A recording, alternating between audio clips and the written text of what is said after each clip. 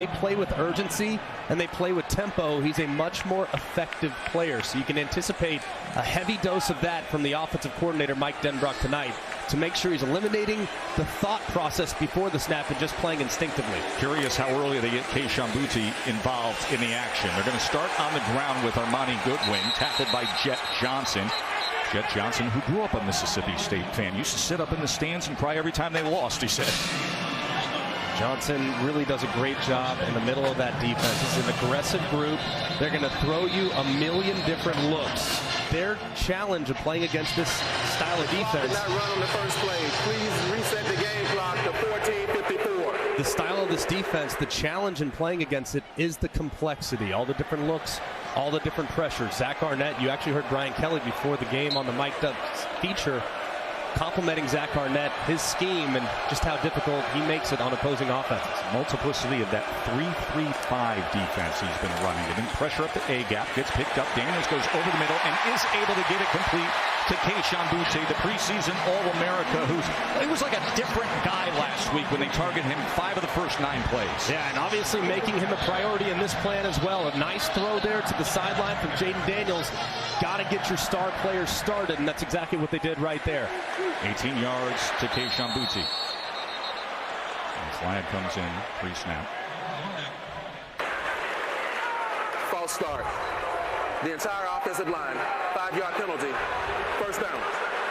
Well, James Carter is our official. The entire offensive line, yes, that's one of the discussion points this week because it's a reshuffled offensive line. Very much so, and against a heavy pressure front, they're going to have to be dialed in. Charles Turner is starting for the second week in a row. Dellinger slides out to left guard, and then Emory Jones, a true freshman, he's starting at right tackle. So 2 freshman tackles for the LSU Tigers. Think about how rare that is in this league. Here's Daniels now on 1st and 15. Plenty of time. This is what he does best. With the legs going across that tiger eye before Jet Johnson gets to him. Crossing midfield is Daniels. That was a good job there from Jaden Daniels. He didn't take off too soon. Felt like against Florida State, the first read wasn't there, he was gone. That time he gave it some time to develop, saw the Red Sea part, and got north and south for a nice game on 1st and long. Boy, it's nice when your quarterback can get you 13 yards when it's 1st and 15, and it sets up a play caller's dream of 2nd and 2. Second down, a couple of yards.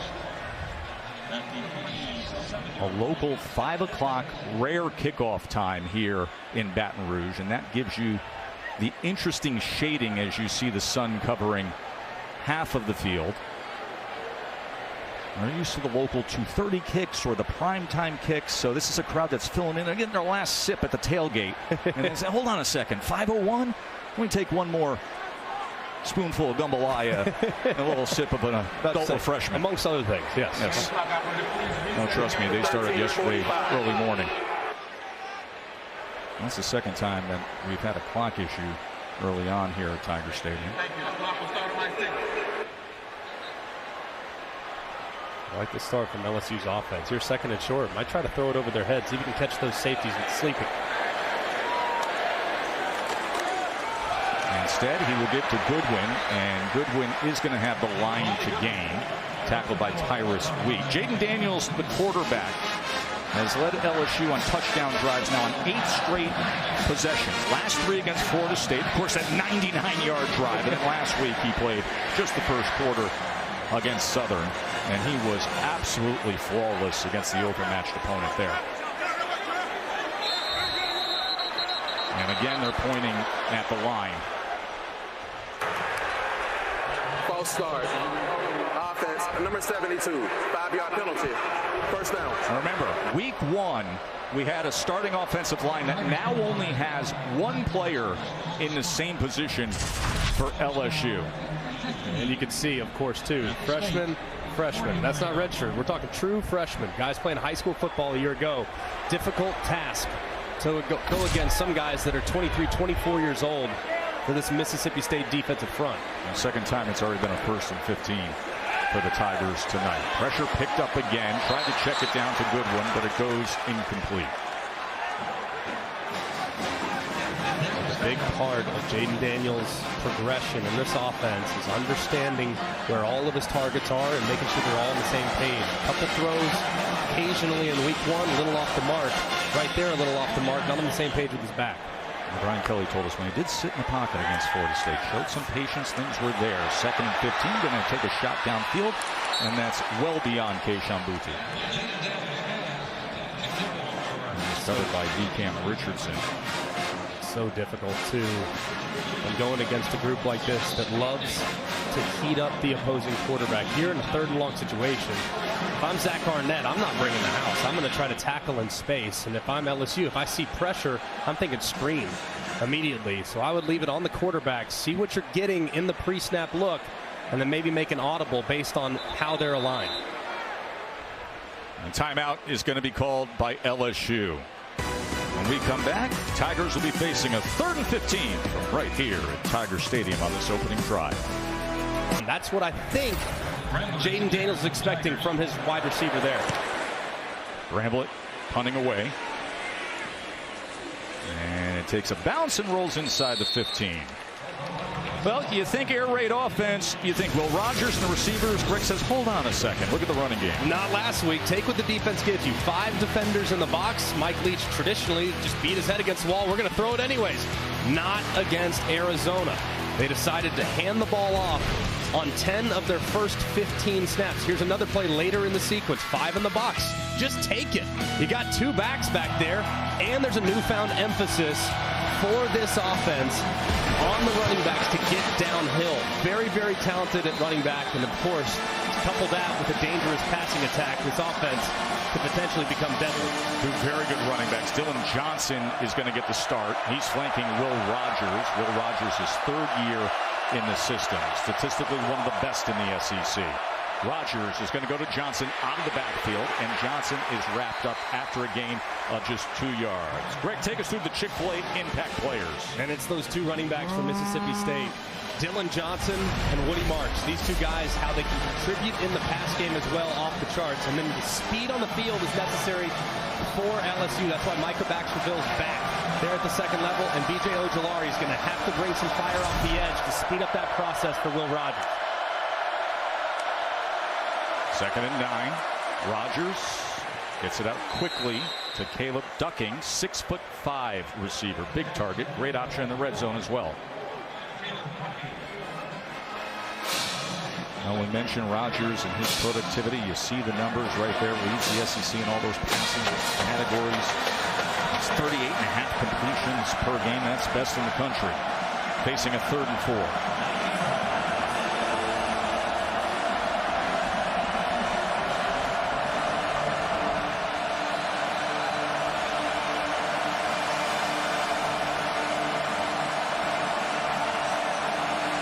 Confusion as Johnson asked Rogers, then Rogers went to the line. Play clock down to 1.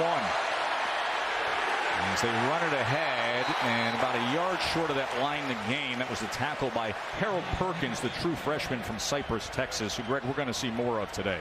Yeah, Harold Perkins is a very versatile player that they're very excited about. They emphasize the speed at the 2nd level. And as you see, 4th down, is Mike Leach going to go for it here from their own 22 in the shadow of his own end zone.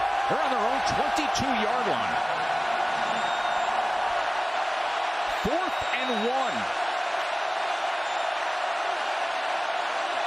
Let's see if he's just trying to draw them. The numbers are good for a run play inside. They're late in the box.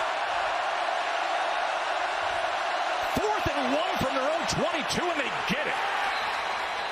Johnson goes ahead. The Pirate rolling the dice early here in Baton Rouge. Great job there by Johnson, too, getting upfield. It's a good job of collapsing there by the LSU defense, but a little too light inside. And Johnson had the angle with momentum. Not all the onions are in the jambalaya here today. Quickly to the outside as he gets it to Harvey. Big key when playing against Mississippi State, you have to do an amazing job in space when it comes to open field tackling. They're going to create space. That's what they do. That's what this offense is designed for.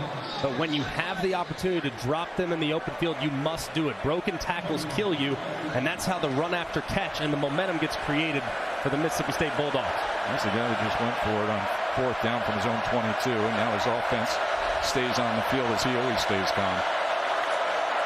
Second and 6, short pitch, Johnson straight ahead, and another first down for Dylan Johnson, who runs so hard, 215 pounds, his junior running back. Major Burns with the tackle. It's just crazy to see Mike Leach run the ball this much. I've known him. I was committed to Mike Leach at Texas Tech, and his recruiting pitches, don't worry, we'll never run it. You're going to throw it a million times. Now, it's unbelievable to see how he's willing to take what the defense is giving him, and as a result, it's opening up some lanes in the passing attack. Woody Marks come in at running back now. And you saw big number 90, Hillary, surging into that A gap. I like the idea of what would have happened if you stayed committed to Mike Leach. Outside. What would have happened to Nick Saban in the time? Number 92, 5-yard penalty. First down. AT&T 5G Skycam with us today, giving us these great looks from here at Tiger Stadium. They had that recruiting trip to go see Coach Leach out at Texas Tech. And who was the young coach who picked you up, the grad assistant? It was Lincoln Riley. Whatever happened to that down guy? He's doing okay out there on the West Coast. Tough one tonight against Fresno, though. Don't sleep on fighting Jake Hainers. First and 5. Woody Marks, not much there at all. Mike Jones, his second year with LSU, is part of the Clemson College Football Playoff team in 2020 with the tackle. Talk about that Leach coaching tree a little later on because it is as impressive as could be.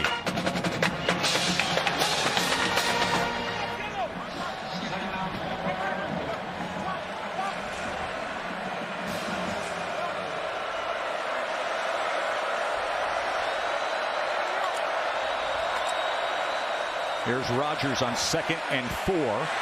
Oh, and look at that beauty to Ra Thomas, and another first down for Hail State. That's a beautiful throw there from Will Rogers down the field, holding up his wide receiver Thomas on the back shoulder. Saw that the defender's back was to him the whole time, through a perfect stop. And it's another big play for Mississippi State. Chunk play of 20 to Ra Thomas. 9th play of Mississippi State's first drive. Here's Marks trying to get to that left side and catches a seam. Woody Marks is gone. Touchdown State. 37 yards for Woody Marks.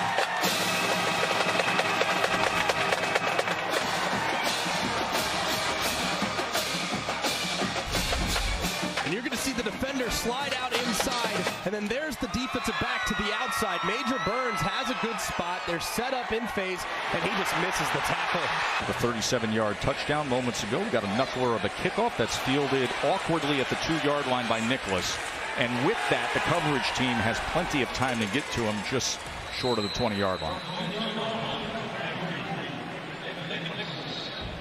After this game, we're not done, as there will be some football under the lights in College Station. Quarterback change for the Texas A&M Aggies. Out is Haynes King. In is Max Johnson. Will he ignite some life into that stagnant Aggie offense, as Van Dyke and Miami have been pretty good as well? We'll discuss it always, like we do every single week on Always College Football on ESPN's YouTube channel, anywhere you get the podcast. Now this is the return of John Emery at running back, and he's tackled right at the line of scrimmage. He's back from a lengthy suspension, was academically ineligible all last year's last carry prior to that right there was December 12th of 2020 against Florida. So Brett, 643 days between carries of the football for John Emery. You know he's fired up to be out there, that's for sure. Coach Kelly says he's going to watch him close. Obviously hasn't played a game in a while, so what's his fatigue level going to be? But he's a natural born runner and should get plenty of opportunities as the season goes along.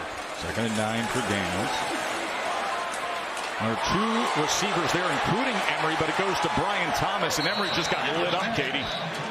Yeah, he did, but when I spoke to him pre-game, he said, I need to get hit, and then I'll start feeling good about myself. He said, I am so nervous. It's been 600 and something days since I last put on a uniform. I've been waiting for this day for so long. I'm excited, but I'm nervous. Give me 3 or 4 touches. I'm going to be good.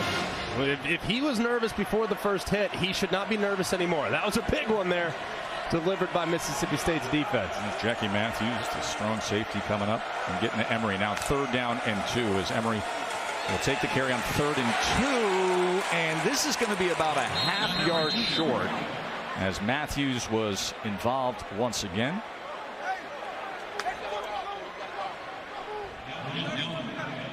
Obviously, Mike Leach went for it in the shadow of his own goalpost. Looks as though LSU is going to go with the exact same thing. I can't say I blame him, too. Challenge the offensive line. Hand it off. Let's see if he can't push the pile for a first down. So we had Leach go for it from his own 22, and now Brian Kelly's going from it from his own 29 with a completely reshuffled offensive line. And we got a lot of finger pointing as Cameron Young is right in the middle for Mississippi State. Opposite Charles Turner, the new starting center. False start. Offense number 69. 5-yard penalty. 4th down. That's the 3rd time that's happened tonight, and that'll send the punt team out there. So Charles Turner is now the starting center. Garrett Dellinger had that job, but he had snapping issues against Florida State. And they feel that Turner is sharp, is the bigger, more physical body and better overall athlete. So Bramlett on to punt away. Thomas back to receive.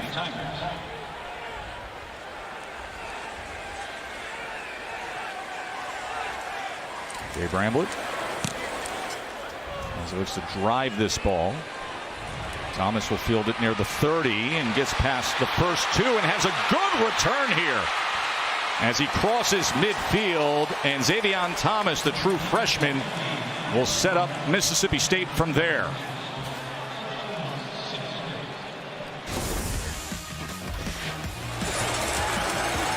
Welcome back to college football, John Emery. Will Rogers and the Bulldogs.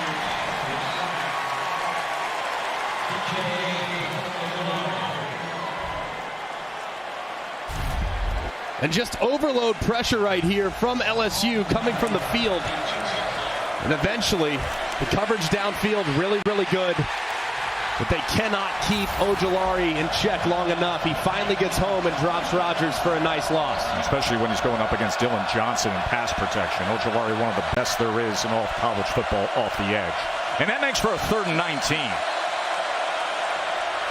They drop 8 against the air raid, and what a strike! A yard short of the line to gain is Rufus Harvey, but a good connection from Rogers.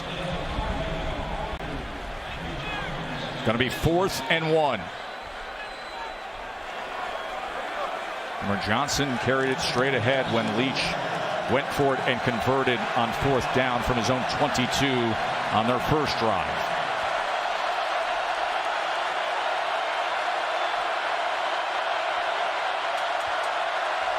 Yard completion to Harvey, and now Johnson doesn't get it. Tackled for a loss. Burns was involved, as was Wingo. Great surge in the middle from LSU. Major Burns a little slow to get up.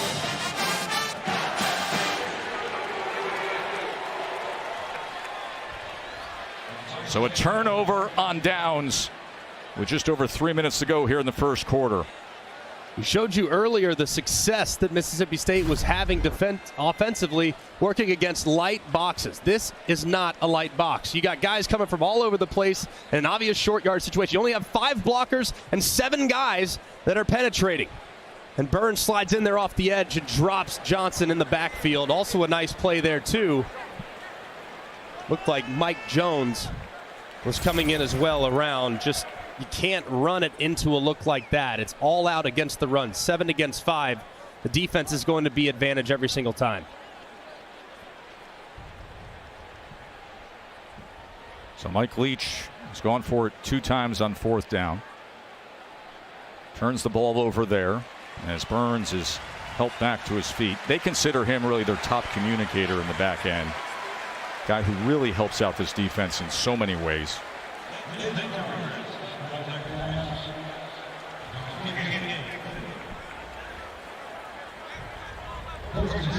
Tigers Well, Tess, Greg, you guys could imagine Brian Kelly spent some time with the offensive line during that last break, and he said, look, we can move the ball on these guys if we stay on schedule. We just have to settle down, clean it up, and then he called for Charles Turner, the starting center, to get everybody on the same page this next drive. Yeah, those 5-yard pre-snap penalties, it's understandable on the road, but at home, I mean, just can't happen.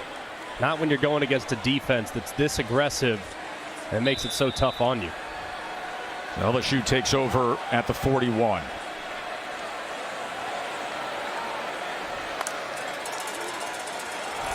And Goodwin can't go anywhere at all. That was Randy Charlton with the tackle. Some of the teams that have had some success against Mississippi State are the teams that have spread it horizontally. Texas Tech, Ole Miss. They made a living getting the ball out of their quarterback's hands and stretching the field vertically. If you try to go right at them and play them in a phone booth, you're going to lose. But if you stretch the field, you have a chance. And so far, LSU hasn't really opted to do that. Mason Taylor in motion on 2nd and 10. Daniels looked to the left, didn't like what he saw, and he's not going to like Nathan Pickering wrapping him up. Pickering, who had an interception in a key moment in the third quarter last week against Arizona. Right there, just really got muddied up. As you see Mike Denbrock, the offensive coordinator, coming down from Cincinnati. They did a great job developing Desmond Ridder into an NFL player. Daniels has all the tools, but just doesn't have the consistency at this point of his development. Denbrock has experience with Brian Kelly before, 7 years on the staff at Notre Dame prior to the time with Luke Fickell in Cincinnati. 3rd and 14. Daniels going to try to do it with his legs, had no chance at all. Tyrus Wheat and Buki Watson were waiting on him.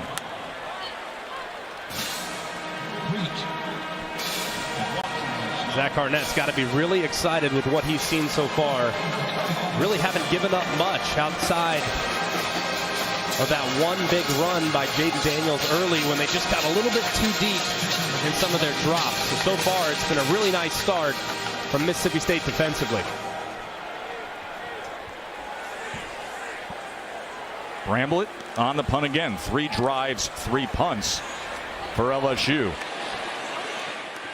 Oh, that had a chance inside the 5, but it took the hop into the end zone. Well, we mentioned it earlier. You were talking about how at one point you were committed to play for Coach Leach, and Lincoln Riley picked you up at the airport as an assistant coach.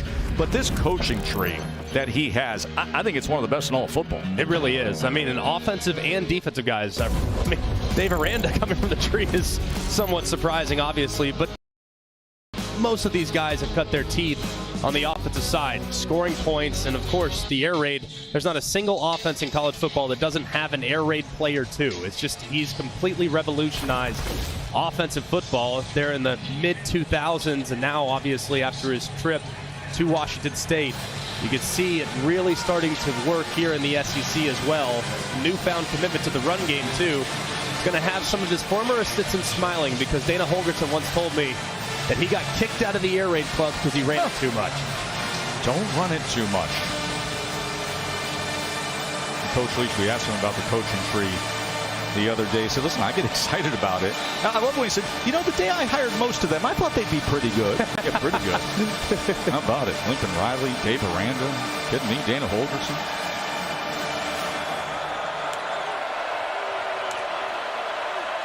Rogers, as he gets it quickly to Calvin.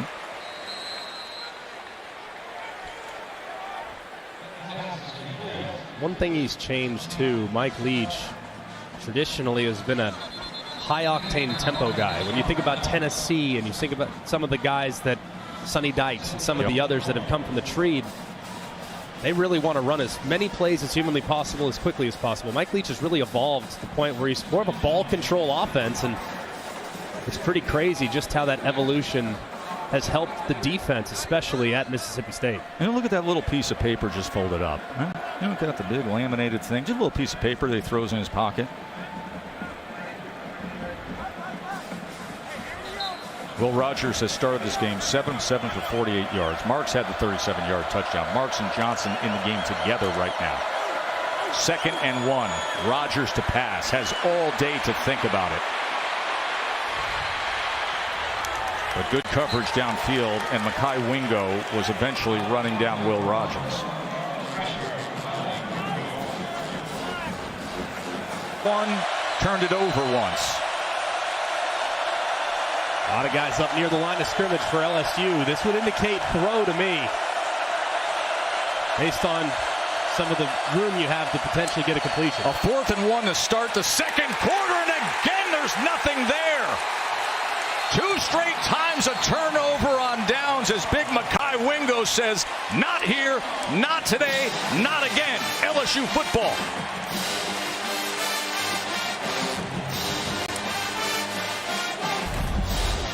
There's just too many guys in there. I mean, you just can't. As they're starting to collapse on it, Will Rogers, not a huge threat to pull it on his own read. He can and will, but either way, there's only 5 blockers. Will Rogers has to read the end man on the line of scrimmage. Ojulari crashes.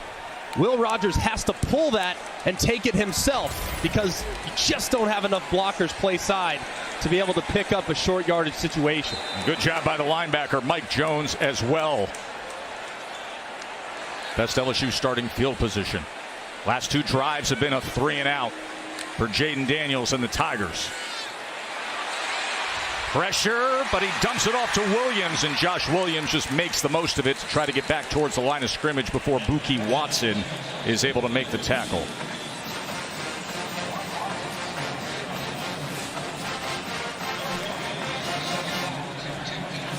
Protection there, just awful for Williams. He finds himself on the receiving end because he just completely whiffed on a blitzer. 2nd and 10. Fumbles the ball, does Daniels, and it's still loose, and Mississippi State has it. Mesh point was awkward. Daniels tried to secure it, and instead, Tyrus Wheat is wrapped around it.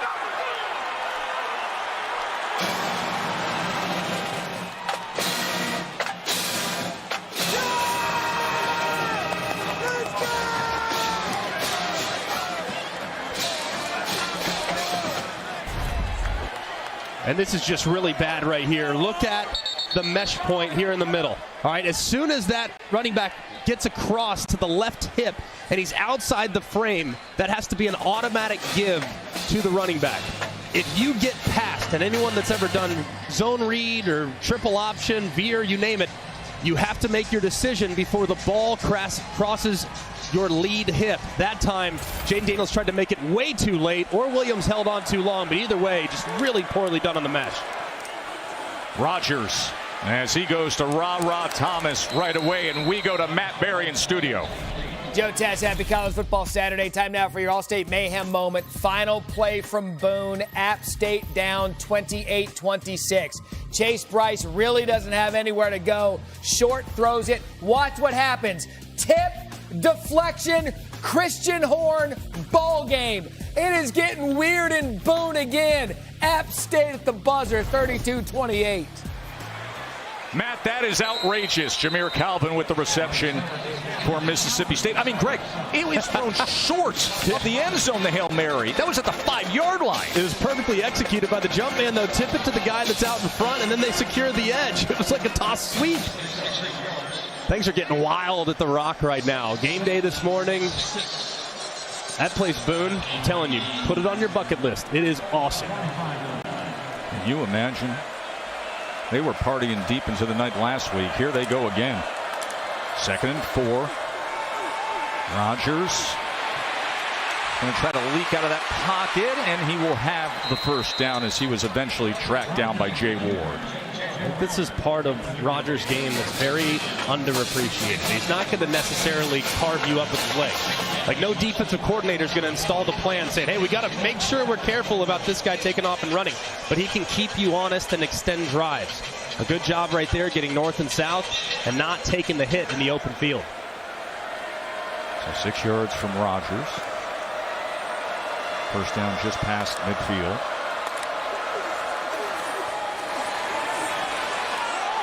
That is well overthrown. The intended target was Ra Thomas. Thomas already with 30 yards receiving in this first half. Tell you what I love most about Will Rogers is anticipation. The way he gets the ball out of his hand before the receiver even makes his break. Look at the ball's released right here. The receiver's 3 yards away from making this break on a speed out. It's thrown perfectly on time to a spot. He does it time and time and time again. I don't know how you cover it when you throw with that kind of anticipation. That's what makes him really special in this offense. He's 10 of 12 passing so far tonight. And it's interesting when you talk to the coaches, when you talk to players, everybody around the program, their view on Will Rogers. 2nd and 10 now. As he extends and ready to get rid of it, and incomplete. But among the coaches, they are absolutely incredulous that he's not talked about as that Tier 1 SEC quarterback, let alone nationally. They're incredulous to the fact of the way that he's discussed, or lack of discussion, among the Tier 1 type players. He's the real deal. He really is. And I think it's an unfair label that gets put on every air raid quarterback. Say, oh, they're a product of the system, product of the system. Yeah, well, some guys operate the system better than others, and Will Rogers is certainly one of those guys. Well, both teams are 0 for 3 on 3rd down. Let's see what Will Rogers looks like on a 3rd and 10.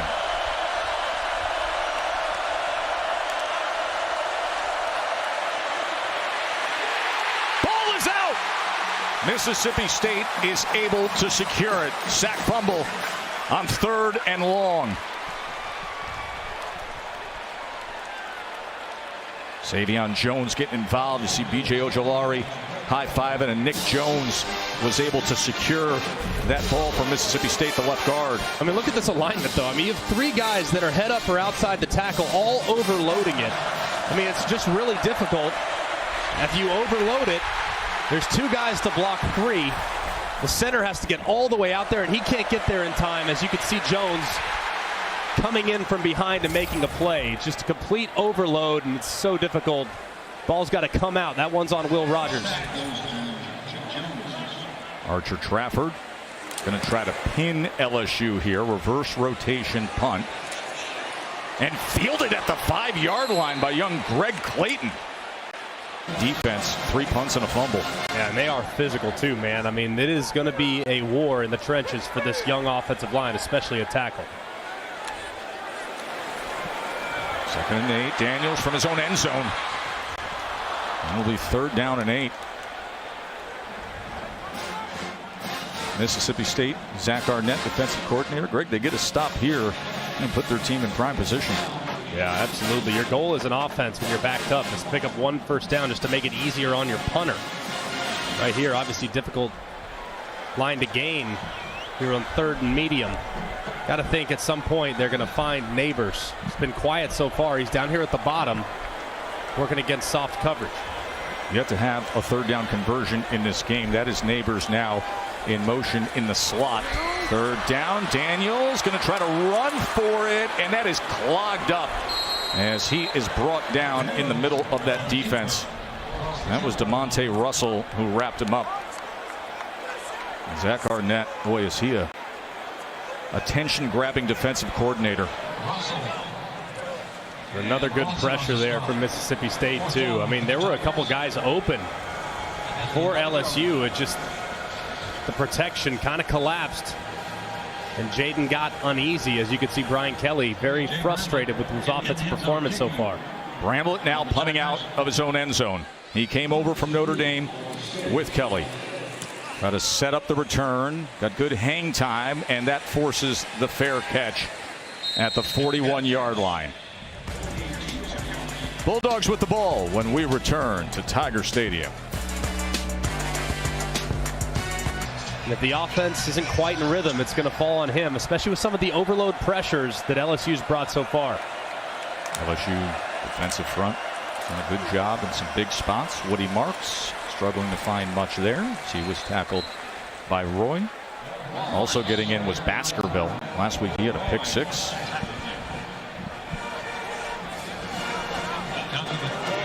We didn't see Baskerville week 1 against Florida State. He gets him a little more speed at the linebacker position.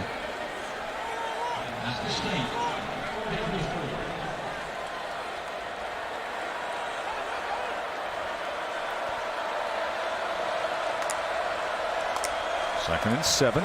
Four-man rush. Rodgers gets it out quickly, and he does so to ducking. What's up, Matt? All right, guys, top of the hour. I want to give you some network traffic going on. A lot of booth hits right now for these 7 p.m. games. If you want to know who the announcing crews are, there you go. Plus, Wake Forest and Liberty on ACC Network.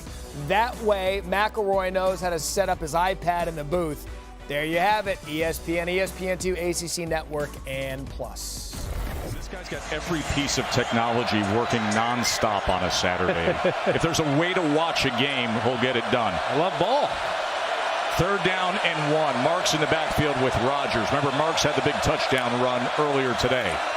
He gets the call on 3rd and 1, and he will have the first down. And that's the first 3rd down conversion of the game for either team. They were combined 0 for 8 prior to that. And that was a good look to hand the ball play side right there. LSU only had 3 defenders on that side of the center. That means you have 3 blockers. The center, the right guard, and the right tackle. They were able to lock up, and Marks was able to surge forward. So finally, for the first time in a while, it felt like for Mike Leach and this offense, they had some favorable numbers in the run game. See Miami and A&M coming up later. Max Johnson will be the starting quarterback for A&M. Of course, started 12 games here for LSU. Out of the backfield this time is Price, and Price is torn down by Jay Ward. A tackle for loss. The veteran leader of the defensive backs. Jay Ward. That's a great play there.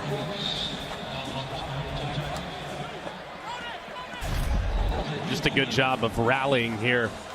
LSU's defense doing a really good job of fighting off the blockers for Mississippi State. This is a group that traditionally does a pretty good job blocking on the perimeter.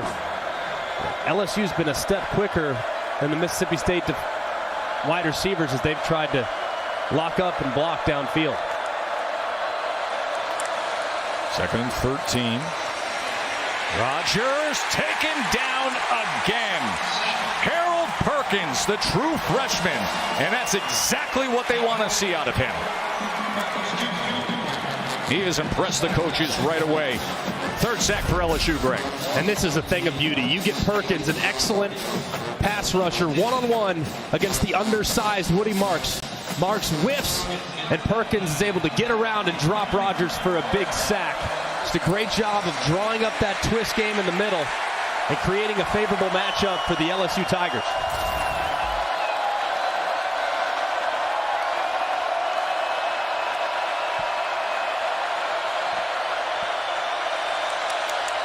Third and 23. Rodgers pressured again. Marks just gets the check down and can go absolutely nowhere. B.J. Ojolari, so active, freshened up, sat out last week. Baskerville involved there. Another great effort from that defensive front of LSU. And Matt House, the remember, one of the big storylines tonight, we talked to Mike Denbrock and Brian Kelly, said offensive line is what drives us. That's the #1 focus. But this is a different line than we saw week 1 against Florida State. Only Will Campbell, the true freshman left tackle, remains in the same position. And they're without maybe their best offensive lineman, Anthony Bradford, the right guard. It's a coach's decision, so potentially missing him big tonight as well. Daniels on 2nd and 9. They go with the screen. Booty.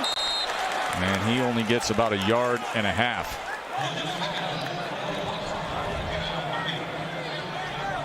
Tayshaun Booty was slow to get involved against Florida State. Last week they got it to him early. 5 of the first 9 plays. And tonight 2 receptions for 20 yards with just over 4 minutes to go before we get to Matt, Jesse, and Joey in the halftime report.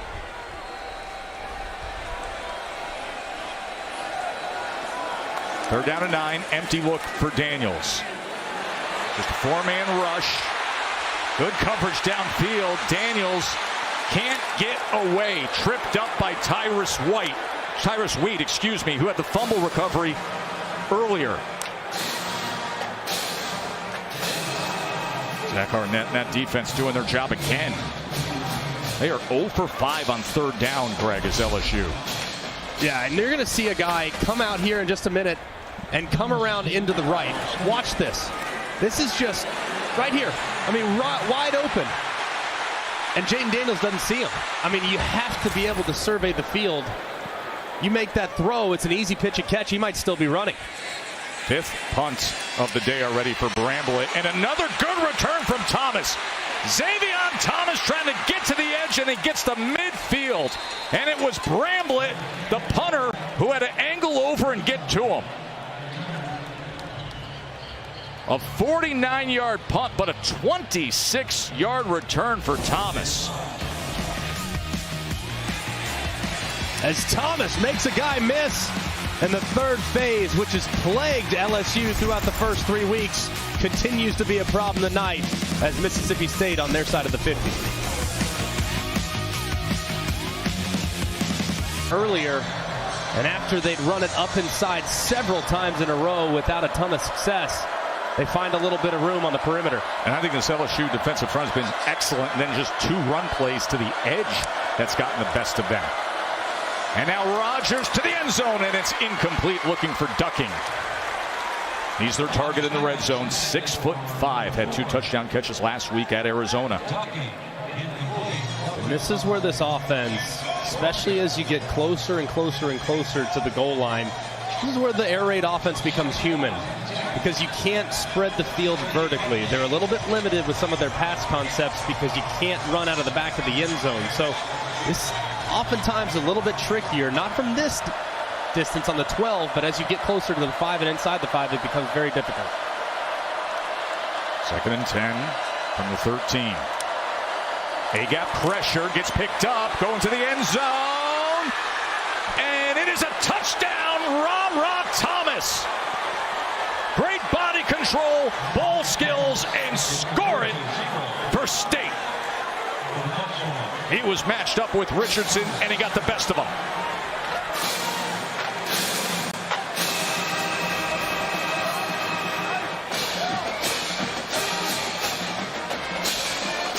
Rogers to Thomas. Quick strike after the big run by Dylan Johnson. Remember, extra points have been an adventure. Raybon missed earlier. Last week, Biscardi missed the first 2.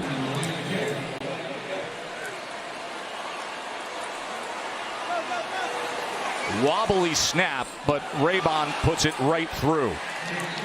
13-zip, Mississippi State, quick strike. It was just 3 plays, 48 yards, taking 54 seconds. And this is big time by Will Rogers. It's an overload pressure. He has an unblocked defender. That's Greg Brooks, number 3, in his face. He knows that he's got to get rid of the football before Greg Brooks arrives. He throws it up and allows Thomas to go up and high point the football. And as you can see, the defender unable, Colby Richardson, unable to locate where the ball was. It's a nice catch there by Thomas, taking it off Richardson's helmet. Beautiful throw and catch and terrific execution against the pressure look brought by LSU.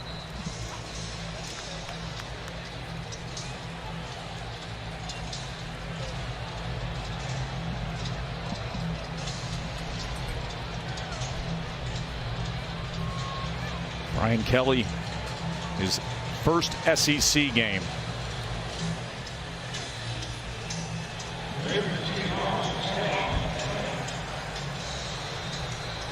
Will Rogers, 12 of 16, 92 yards. A touchdown moments ago. Woody Marks had the big touchdown to open up the scoring.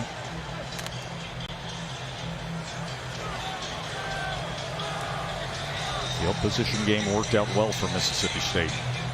Where they started that drive in LSU territory. They got the big run, and then they cashed in. Hey, Monday Night Football, we have 2 NFL games on 2 different networks. You got the Titans and Bills at 7:15 on ESPN. And then it's Vikings, Eagles, 8:30 on ABC, and that's also available on ESPN+.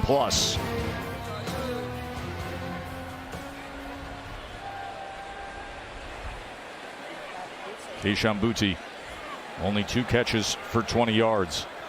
And at some point, they got to start force feeding him. And Jaden Daniels really does. He needs to keep his eyes downfield. Did a great job of that last week.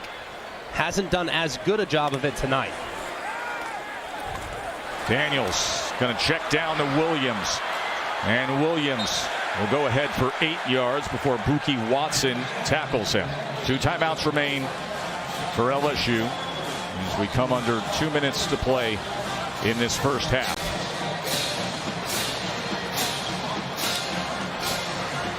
Second and 2. Daniels, as he's going to get to the edge and run for the first down and make it out past the 45-yard line. There may have been a face mask on that previous play, Greg. Yeah, as you can see, as he's getting dragged to the ground, here's Williams. Watch the right hand of the defender right there. I mean, clear as day. Very fortunate there as Watson clearly grabbed it. Should have been called. First down after the 13-yard run by Daniels, and he goes to Williams again, and Williams spins his way to the 49-yard line. He was in the grasp of DeCam Richardson. This is where Jaden Daniels has really been at his best. When they're in tempo and when they're not overanalyzing things in the pre-snap, that's when he's been his most efficient as a player.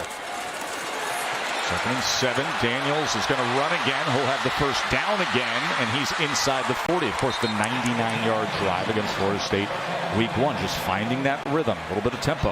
Absolutely, but as he escapes, man, these Mississippi State defenders, they've been told all week, hey, man, this guy wants to run. This guy wants to run it. He keeps his eyes downfield. He's going to catch a guy wide open, and there have been several tonight that as he scrambles, man, eyes downfield and launch a moonshot. Quickly just hooking it up to Malik Neighbors, and Neighbors will have it at the 27-yard line as he goes ahead for 8 yards. Jaden Daniels is trying to get something going here before the half. You know, you brought it up about just finding that rhythm and getting a little bit of pace. We were talking to Brian Kelly yesterday, and he said, listen, you can look at the play clock, and if he snaps before 15 seconds, he's fine. He actually likes that. But if it goes past 15, starts to overanalyze, starts to think, looking over the defense a little too much. Yeah, you call it paralysis by overanalysis. And sometimes if you're thinking too much, you're not playing very fast. Right. And I think part of what makes him a great player is his athleticism and his ability to improvise and make plays off schedule. What I'd like for him to advance with is as he's making those moves and as he's running and threatening the line of scrimmage, as he escapes as a capable runner, keep it in a passing posture. Keep the ball in a position where you can still throw the football, because when you execute the scramble drills, that's when big plays happen, and they've left a few plays on the field tonight with guys open downfield, and he just hasn't seen them. 61 seconds until halftime. 1 timeout remaining for LSU. Second and 2. Daniels. A little bit of pressure, gets out to the right. He's going to run again. He's had a lot of success with the legs, and he's inside the 10 for a first and goal LSU with 52 seconds before half.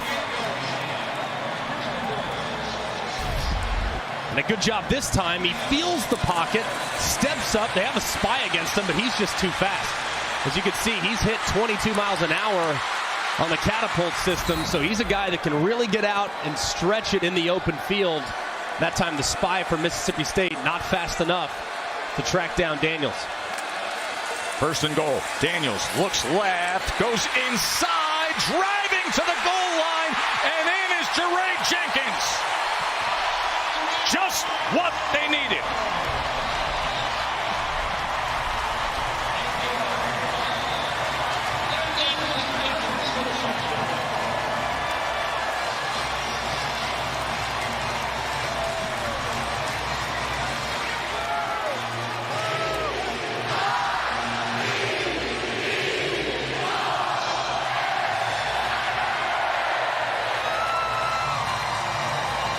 Jenkins, who had the touchdown catch on the last play of the game in the thriller week 1 against Florida State. Then came out this group. Damian Ramos, you know what happened there. But they have changed up the production on extra point and field goal, and with that, Ramos has been solid. That was a good-looking drive for LSU, Greg. 7 plays, 75 yards. Jaden Daniels converting with his legs and then going to Jenkins. Yeah, and a great throw here. I mean, look how quickly the ball gets out of Jaden Daniels' hands. Jenkins catches it. Just get it to your guys in space. As much has been made about this wide receiver core, how deep they are, how talented they are, how it might be the best position group at wide receiver in the SEC. Now, they had moments in the first couple weeks, but man, when you're going down the list and you got Booty, and Jeray Jenkins, who always seems to make big plays and big moments. Jack Besh, Malik Neighbors. Just get it to them in space and let great things happen. Just perfectly executed in the 2-minute drill, as you see the offensive coordinator Mike Denbrock thrilled with the execution with a little bit of tempo on their side. Well, and BK nailed it when it comes to Daniels, right? In terms of winning snaps, play clock, all of it, finding that comfort zone.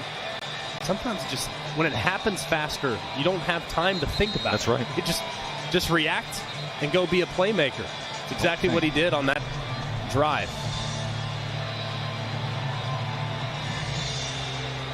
You can see an LSU player. And that's Jenkins. That's Jenkins who just scored the touchdown.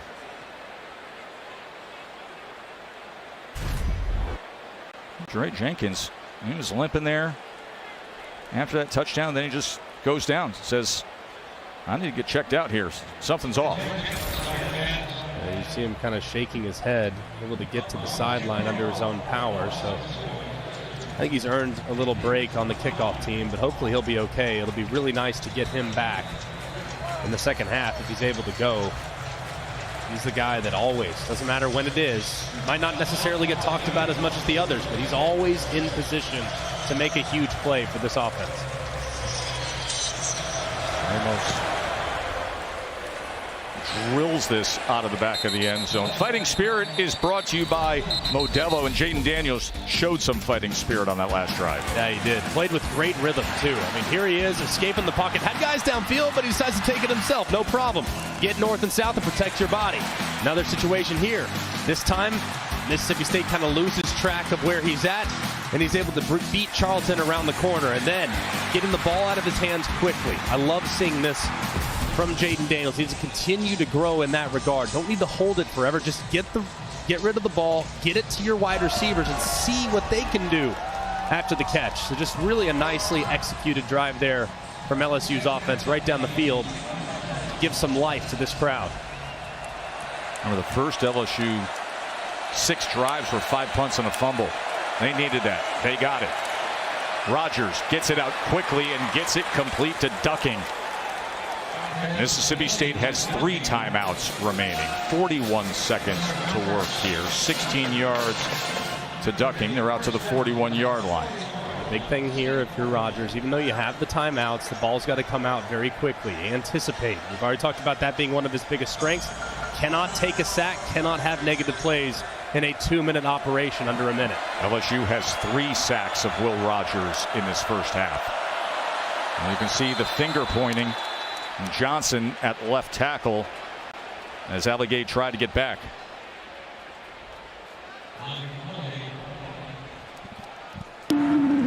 Offside. Defense, number 11, in the neutral zone, causing the offensive player to react. 5-yard penalty. First down.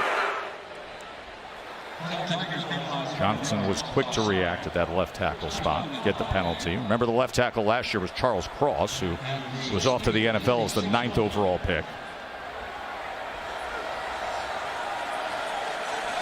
First and 5. Here's Marks, and Marks is dragged down by Micah Baskerville. It's a great play by Baskerville. Wow. I mean, we talked about his speed. I mean, goodness gracious. A timeout by Mississippi State. I mean, watch where he's at. He's right here, and look how quickly he closes. I mean, they talk about his speed. He recognizes it.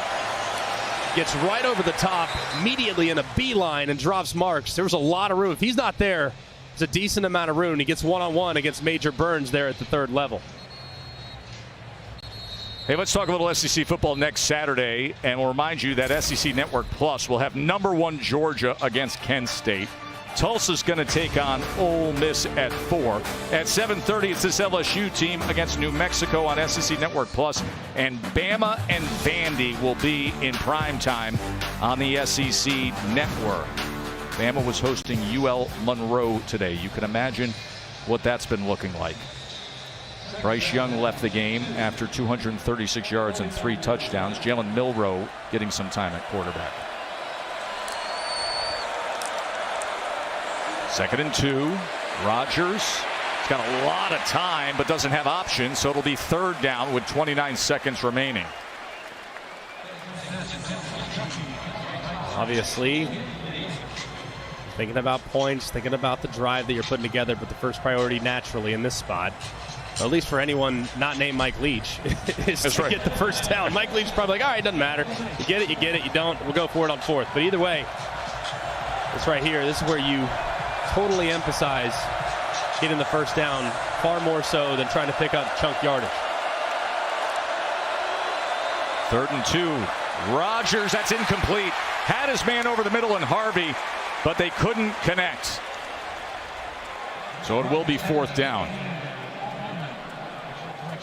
And I know Mike Leach is really aggressive, and I respect the heck out of him for that. He does his own thing and does not care about what anyone else says. You can't care less. It's impossible to care less. This is too much. I mean, like you're only 15, 16 yards away. You're one throw away from giving LSU potentially 3 points. So you have to be a little conservative every once in a while. I'd be real mindful of the fake if I'm LSU. And that's why they're in safe. There is no return man. On 4th and 2, base defense as Georgopoulos will punt away. No return man for LSU. And with that, it checks up at the 11-yard line. But we've seen plenty of 4th down plays, Greg. Yeah, they have not been scared to go for it. Here's the first one when they were successful, but they have not been as successful recently. They've gone with a similar play, and the overload defensively that you are seeing from LSU, they are just crashing on the running back. At some point, if they get back into a 4th and short yardage situation, they need to pull that zone read and let Will Rogers pick it up. He's not going to run 75 yards to the house, but he can get you 3 or 4 yards to keep the drive alive. So anticipate as they move forward into the second half, them finding more solutions on short yardage situations, because that's hurt Mississippi State so far here in the first half. And Woody Marks went for that 37-yard touchdown. Rogers went to Ra Thomas. And then Daniels with the quick work with a little bit of tempo to get the Tigers on the board. Here's Katie with Coach. Coach Kelly, your quarterback took matters into his own hands to get onto the scoreboard. What do you need to see from your offense in the next half?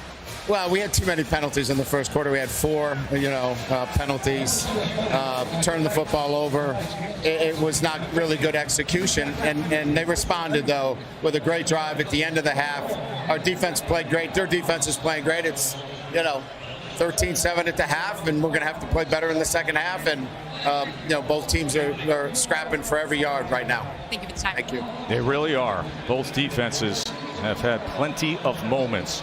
13-7. Let's head to the studio for our halftime report with Matt, Joey, and Jesse. Gentlemen, take it away. Joe Test, thank you for the ball. It is time now for the Mercedes-Benz halftime report as we get you caught up on a busy Saturday night in college sports throughout the network. We're going to start with Appalachian State and Troy, and what a finish it was, guys. Look, Appalachian, they had the national television audience with College Game Day this morning. 4th and goal, they can't convert. Troy's just going to run the clock out. That's now, it. right? You'd think. But that was a 17-play drive. But App State gets the ball left. 2 seconds left. This is Chase Bryce. This ball is woefully short of the goal line. Christian Horn comes up with the way it. he planned it. And App State They drew it up that way, Palmer. That's what you do. Short. No. You throw it short, you tip it up, and there's... Has a 13-7 advantage at the half over LSU. Matt House, Zach Arnett. Those are the 2 defensive coordinators in this game. I think both guys have been sharp tonight. Yeah, understatement. Yeah. I mean, they have mixed looks. They've mixed pressures. Both quarterbacks have had their moments. Both offenses, frankly, have had their moments. But for the most part, man, the defense has been a step or 2 ahead all night long. Neither quarterback at any point felt like they were in a great rhythm, with the exception of Will Rogers at the very beginning. And then in the end, when Jaden Daniels started to get going. Yeah, Jaden Daniels brought them down the field quickly and then went to Dre Jenkins for an 8-yard touchdown. That made it 13-7. Remember, LSU took the ball to start the game after winning the toss, so Mississippi State will start the second half with the ball. And this is so nice from Will Rogers. He is so dialed in when he anticipates these throws. Like right here, the defender is on top and the wide receiver looks back so he can locate the football. The defender cannot. Where do you throw it? Right behind his ear. Just a thing of beauty. Similar on the touchdown. Overload pressure. Have an unblocked defender, Greg Brooks, right in his face. Will Rogers lofts it with enough air to allow Thomas to reel it in there for the touchdown. So he's been very good with anticipating his throws. It's going to be difficult for him to continue some of that momentum because it felt like this LSU pass rush is starting to come alive. Thomas with that touchdown, one of his 3 catches so far tonight. Rogers gets it out quickly and gets it complete for a first down as he goes to Jaden Walley. Well, Greg, Rogers told me it takes a lot of trust and familiarity with your receivers. You got to know where guys are going and when they're going to get there. He's worked hard at establishing both of those things. He said it was unnerving early on. I mean, Greg, just how hard is it to get there as a young quarterback trying to develop? Oh, and this offense, too. I mean, it's so much about feel and rhythm and understanding and being able to get through your progressions. After the 11-yard completion, first down, Rogers play action, coming back for the ball, but unable to secure it, was ducking. And I think when you look back at what Mike Leach has done traditionally, back to Texas Tech, you're in the system for 2 or 3 years. For a while there, he was starting 5th-year seniors. Sonny Cumbie, who's now the head coach at Louisiana Tech, B.J. Simmons. I mean, Cliff Kingsbury was there for 3, and Graham Harrell was there for 3. Taylor Potts was there for 2. I mean, they have definitely erred on the side of starting veteran guys. But the fact Will Rogers got the nod as a freshman, look at what he's doing now, really grown within the offense. Leach had never started a true freshman quarterback. Goes to Johnson out of the backfield, and Johnson will get it to the 44-yard line, cut down by Harold Perkins. Even if you go back to Leach's time at Washington State, I mean, Luke Falk, Gardner Minshew was a one-year guy who came over late in his career. So normally it takes time to really get comfortable feeling the space, feeling the rhythm, making sure your feet are talking to you. To be honest with you, even though he's been around for 3 years, still a relatively young player, has plenty of time to continue to grow, and the sky's the limit. And there's a big Gardner Minshew connection with Will Rogers. 3rd down and 2. A lot of pressure, but unable to secure it was Thomas. Thomas should have had it, could have had a big gainer. And it's another 4th down for Mississippi State and Mike Leach. And he's going to send the punt team out there. But you mentioned Minshew. And the backstory on Rogers, his father, a coach, was the offensive coordinator, same high school with Gardner Minshew. And just a thing of beauty right here, as you're going to see come inside. A couple of guys working to the left, defenders all the way to the left, blown coverage defensively, and the ball is just dropped. Cannot drop that. That's a massive play left on the field by Mississippi State. Archer Trafford on to punt. Holds on to it, allows that coverage unit to get downfield, then sends a knuckler that takes a great bounce for Mississippi State inside the 15. So Eric Mealy, the special teams coordinator, has got to like that. Jaden Daniels really settled in as the game went along. Early on, pressure, didn't do a great job of staying patient in the pocket. Felt guys collapsing all around him, so was quick to escape and hasn't really had many opportunities to find his guys downfield. But as the protection got a little bit better in the 2-minute drive, he started to come alive. And if you talk to Brian Kelly, you talk to the offensive coordinator, Mike Denbrock, this is a young man that plays much better when they're playing fast, when they're playing with tempo, and when they're playing with urgency. Let's see if they start this half playing with the similar urgency that they played with in the 2-minute drill to end the half. Daniels, as he gets it to Goodwin, and Goodwin's going to have a first down for LSU. Let's see if they get to the line and create some of that tempo for Daniels. Watch the play clock. Remember, he said, listen, if he snaps it, the earlier he snaps it, the better. There's the play clock right here. Anytime that snapped under 15 seconds, that's when Daniels has been a little bit more average. Goodwin barrels ahead to the 30-yard line. Remember, the last LSU drive started at their own 13-yard line. Went 87 yards, had a touchdown there. Last time we saw them against Florida State was that Dramatt Carter. I think, too, this offensive line, they're going against veteran guys that are 4th-year, 5th-year players. You got two true freshmen at tackle. You can take some of the pressure off them by utilizing tempo as well. 2nd and 7. Here's Neighbors, and Neighbors splits defenders and kept his balance. Flag is down, but you see the quick burst by Malik Neighbors. He goes ahead for 17 yards. We'll check on the flag.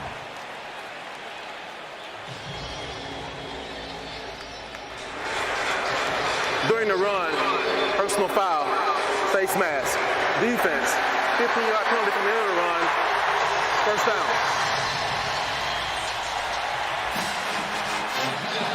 And that's the first penalty of the game on Mississippi State.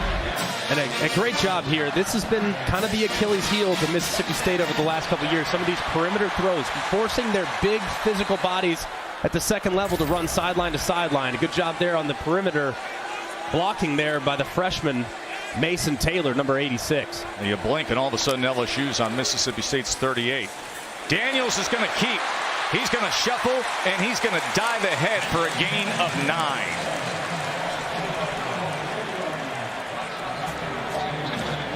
Daniels, even though he's a big, long, tall strider, he still has a little shimmy, too, as you see Mike Denbrock in a nice rhythm here to start the second half, getting his quarterback started and a couple playmakers involved. Here comes pressure from Mississippi State off the left side. Look at how flat top defensively. That's an indicator of zero pressure. 2nd and 1. That's a pitch and catch, all too easy to Kayshon Boutte. And a first down for LSU. And look at BK saying, let's go. Let's get some tempo. Let's get to the line. Keep this rhythm going. John Emery now in at running back. Off that lengthy suspension. The academic issues.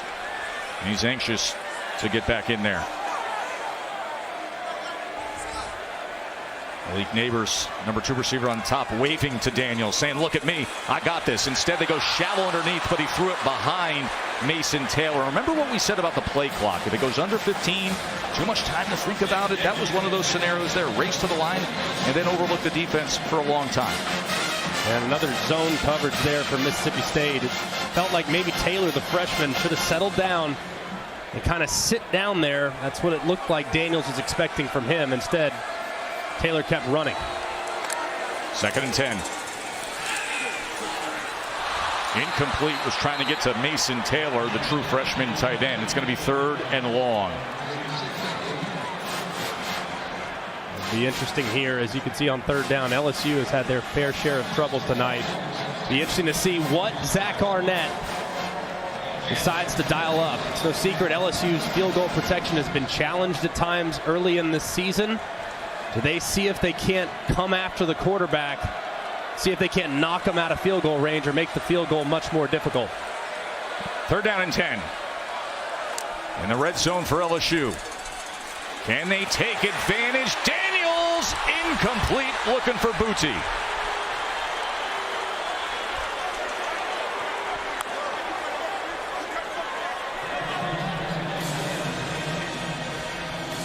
Now, you mentioned the field goal unit, and they're coming on to try to close this to a 3-point game. Man, this is here. I mean, he's got Neighbors working around the edge right there. He's wide open in the back of the end zone. He instead decides to go to Boutte on the right side. Man, if he sees that safety over the top, Neighbors is the throw, and I think he has a touchdown if he looks in the direction of the sophomore wide receiver. They have a new left side of the line. More veterans in there compared to what happened against Florida State. And with that protection, you're able to get a clean operation, and Ramos puts it through from... Got a 13-10 game after Ramos had the 35-yard field goal for LSU. First 6 drives, it went 5 punts and a fumble. Last 3 Giants, you got the touchdown, kneel to the half, and now a field goal. Tulu Griffin on the return. He's a speedster. And that's a good return for Mississippi State. Teach Coaching has been ingrained in Polian's family for decades, guys. Before his father, Bill Polian, became a legendary NFL executive, he was a high school history teacher. That foundation in the classroom led to success in front offices. His 3 sons followed him into the world of football, while his daughter, Lynn, became an educator. She has dedicated over 30 years of her life to education.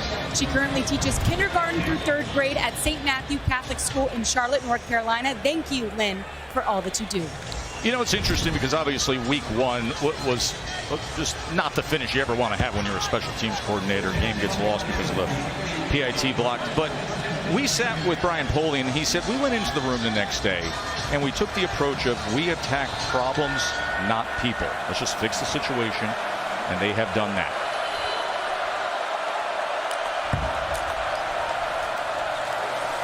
Woody Marks, he is wrapped up by Greg Penn. Penn is tied for the team lead in total tackles. There haven't been many chances for Penn tonight. He's more of your run-stopping thumper.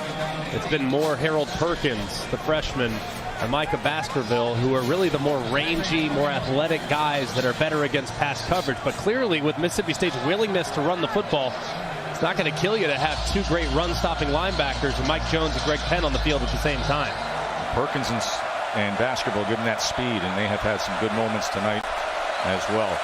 2nd and 8. Rogers incomplete as he threw it behind the intended target. He was trying to hook up with Rufus Harvey. Rogers so far in this half just a little bit off the mark. Did have the drop, but it was thrown just slightly off target on the previous 3rd down. It'll be interesting to see what Matt House, the defensive coordinator, decides to do here. They've had success playing some man coverage. Let's see if they get some man coverage here again with that talented secondary. 3rd and 8. Keep an eye on number 42. It's Harold Perkins. He's at the end of the line of scrimmage. He's right here. Keep an eye on him as he rushes the passer on the left-hand side. 3rd and 8, no problem, as Ra Thomas is on the receiving end again. 24 yards and a 1st down for Mississippi State. Just a great job here by Will Rogers on the anticipation. Watch as he releases the football. Look at where his wide receivers release. He's not even out of the break just yet. And that ball is already en route. You can't cover it. Speed out on time is uncoverable. Just great pitch and catch there from Mississippi State's offense. Colby Richardson found that out, the corner for LSU. Rogers, 1st down. And once again couldn't connect with Harvey over the middle. Coverage was there by Major Burns, where he had a big tackle for loss on 4th down earlier tonight.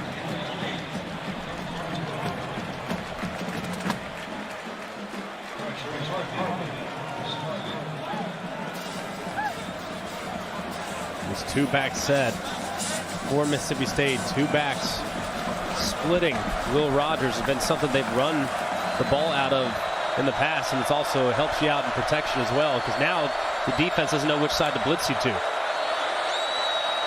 2nd and 10. Very catchable ball and good balance on the sideline from Thomas. And now they're saying incomplete. May have stepped out before he was able to catch that ball, so it'll be 3rd and 10. Yeah, and gets forced out. You can come back and reestablish yourself in bounds, but he wasn't at that point. As you can see, the ball is caught. Does he ever reestablish himself? I think the answer is no. 3rd down. First time he got back. So it appears right there as he secures the catch. So it was a great effort. Actually, much closer than I originally thought. But the right heel never gets back into the field of play. And as you can see, it slides in late. But a good call there and a good job by the replay official making the correct decision. 3rd and 10 because of that, as the crowd gets loud here at Tiger Stadium. Rogers on 3rd and 10 goes for an inside screen to Griffin, and Griffin is wrestled back by Jay Ward.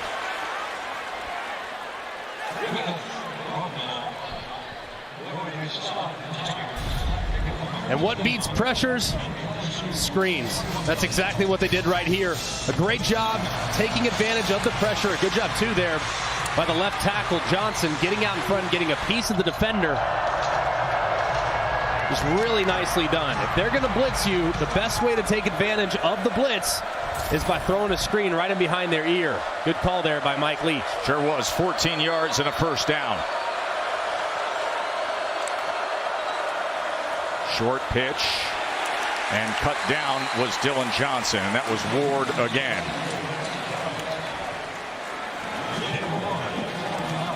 So far, really after the first few possessions, LSU clearly got an earful from their defensive coordinator, Matt House, more than likely, because they've been much better against the run. With the exception of a couple on the perimeter, they've done a pretty good job all night long of making sure that they drop those excellent running backs at the spot when they make first contact. Last 3 years, House was the linebacker coach for the Kansas City Chiefs. Does have SEC experience, having been at Kentucky as the DC before. 2nd and 11, short pitch other side. Woody Marks, not much there at all. Micah Baskerville and Harold Perkins with the tackle. 3rd down again for the Bulldogs.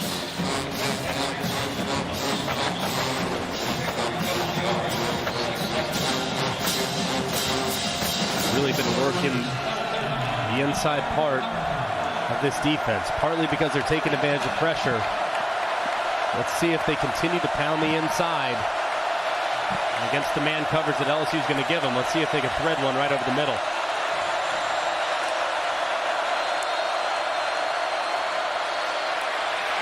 Sacked.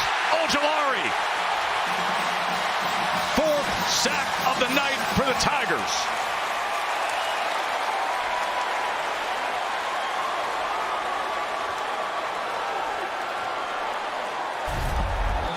This is just a great pass rush. You can see Ojulari start to the outside, get Jones going, and then beat him back inside. And it just takes way too long to develop the route tree as Ojulari is all over it immediately. Just a great pass rush there as they slid him inside to get a favorable matchup, and he drops the quarterback to force the kick.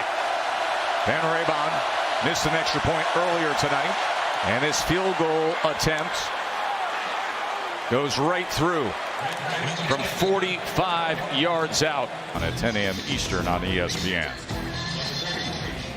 16-10, Mississippi State. LSU head coach Brian Kelly, his first SEC game.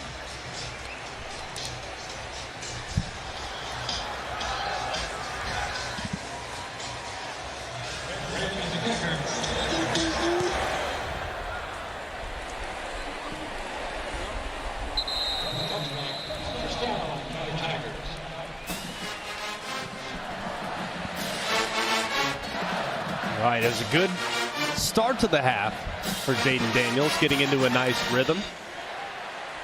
Clearly they tried to utilize a little tempo, carry over that some momentum that they picked up there with the 2-minute operation there down the stretch. Nice answer there from Will Rogers and the Mississippi State offense. So going to be important here to continue with that urgency. Been very impressed with Jaden Daniels when they're playing and operating with that 2-minute type of mentality. Daniels, as he goes to Emery. Emery reaches out to the 30-yard line.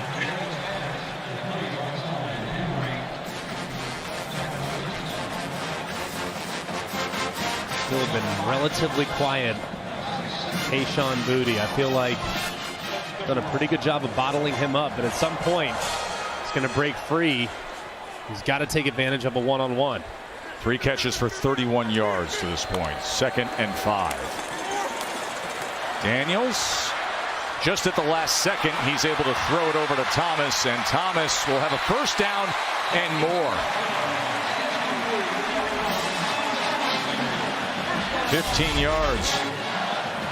How about this, though? We grabbed the shirt. I don't know if I've ever seen a stretch quite like that. That's 5 yards of stretch. I mean, Emmanuel Forbes got himself a souvenir.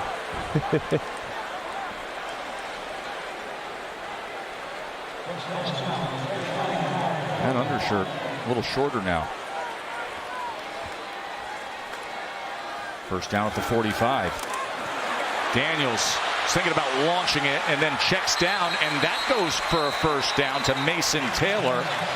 I wonder if he was out of bounds. They're saying incomplete.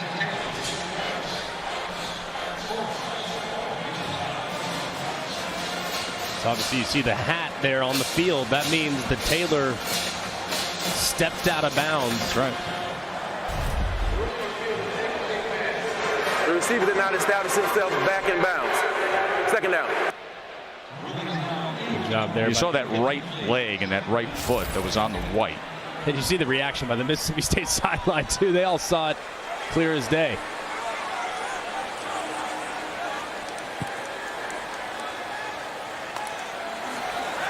Second and 10. And getting in and getting free was Buki Watson with the sack of Daniels. That's their third tonight.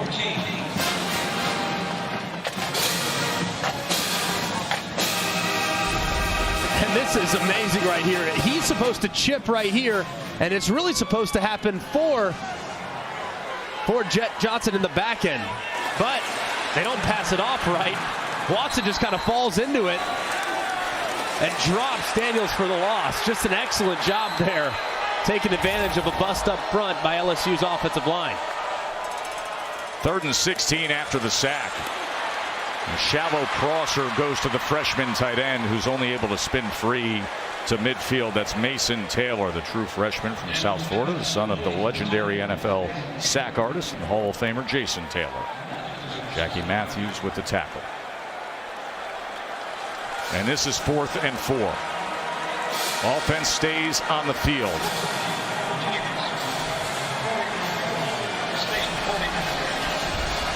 Bully's all cranked up for his defense.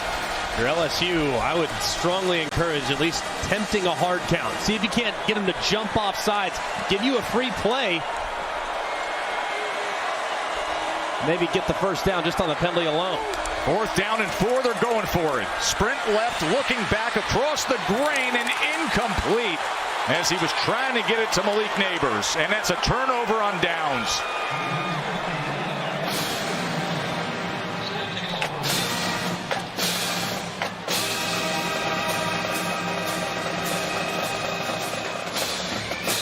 This is a difficult throw that Jaden Daniels is trying to make. And if you look at Brian Kelly, he's probably telling him, man, you just tried a very low percentage throw when you had Brian Thomas with enough to gain. As you can see, Kelly very frustrated. He had 2 guys underneath that were open. If you paint it right here, you see Brian Thomas, number 11's reaction. If you paint it right on his outside shoulder, he's going to fall forward for the first down. You got to understand how many yards you need to pick it up. Right there, a low percentage throw, not the best option. Pitch to Johnson. And Johnson is driven down. That was Savion Jones getting on top of him, as well as Micah Baskerville underneath with the tackle. So we've had 4th downs attempted tonight, but we've only had 1 converted. It was the first one of the night when Mississippi State on their first possession went for it from their own 22. These teams have combined to go 1 of 4 on 4th down tonight. It's really been a lack of execution and guys just missing the mark. 2nd and 6. Rogers incomplete. It's good coverage by Major Burns. Katie.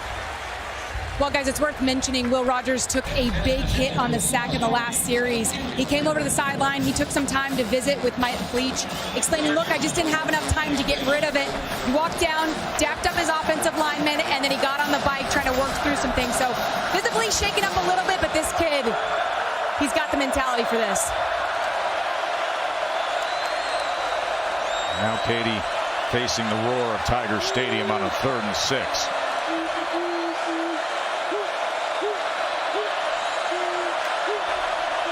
Edge pressure, but quickly getting rid of it. It's going to be short of the line to gain as he goes to Wally, and we will have another 4th down for Mike Leach to deal with.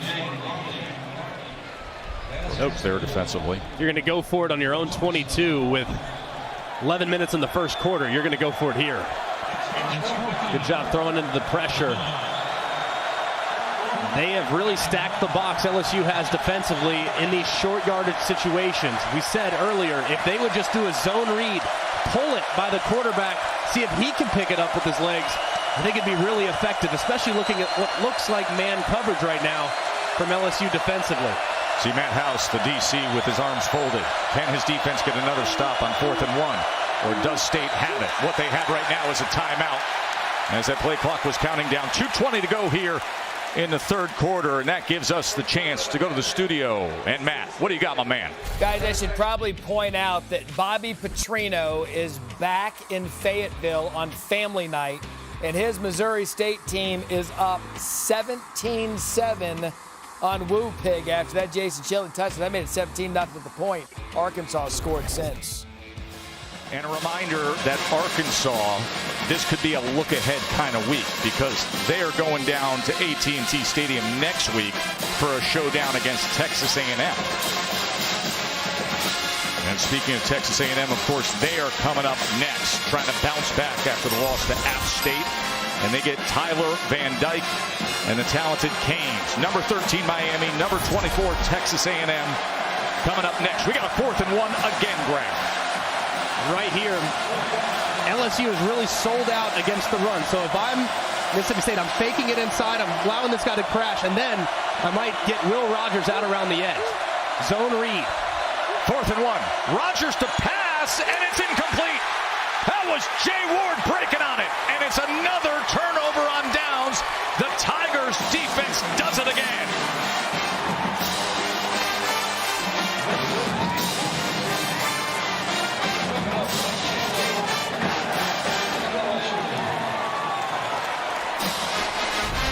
That's a great job here by Matt House.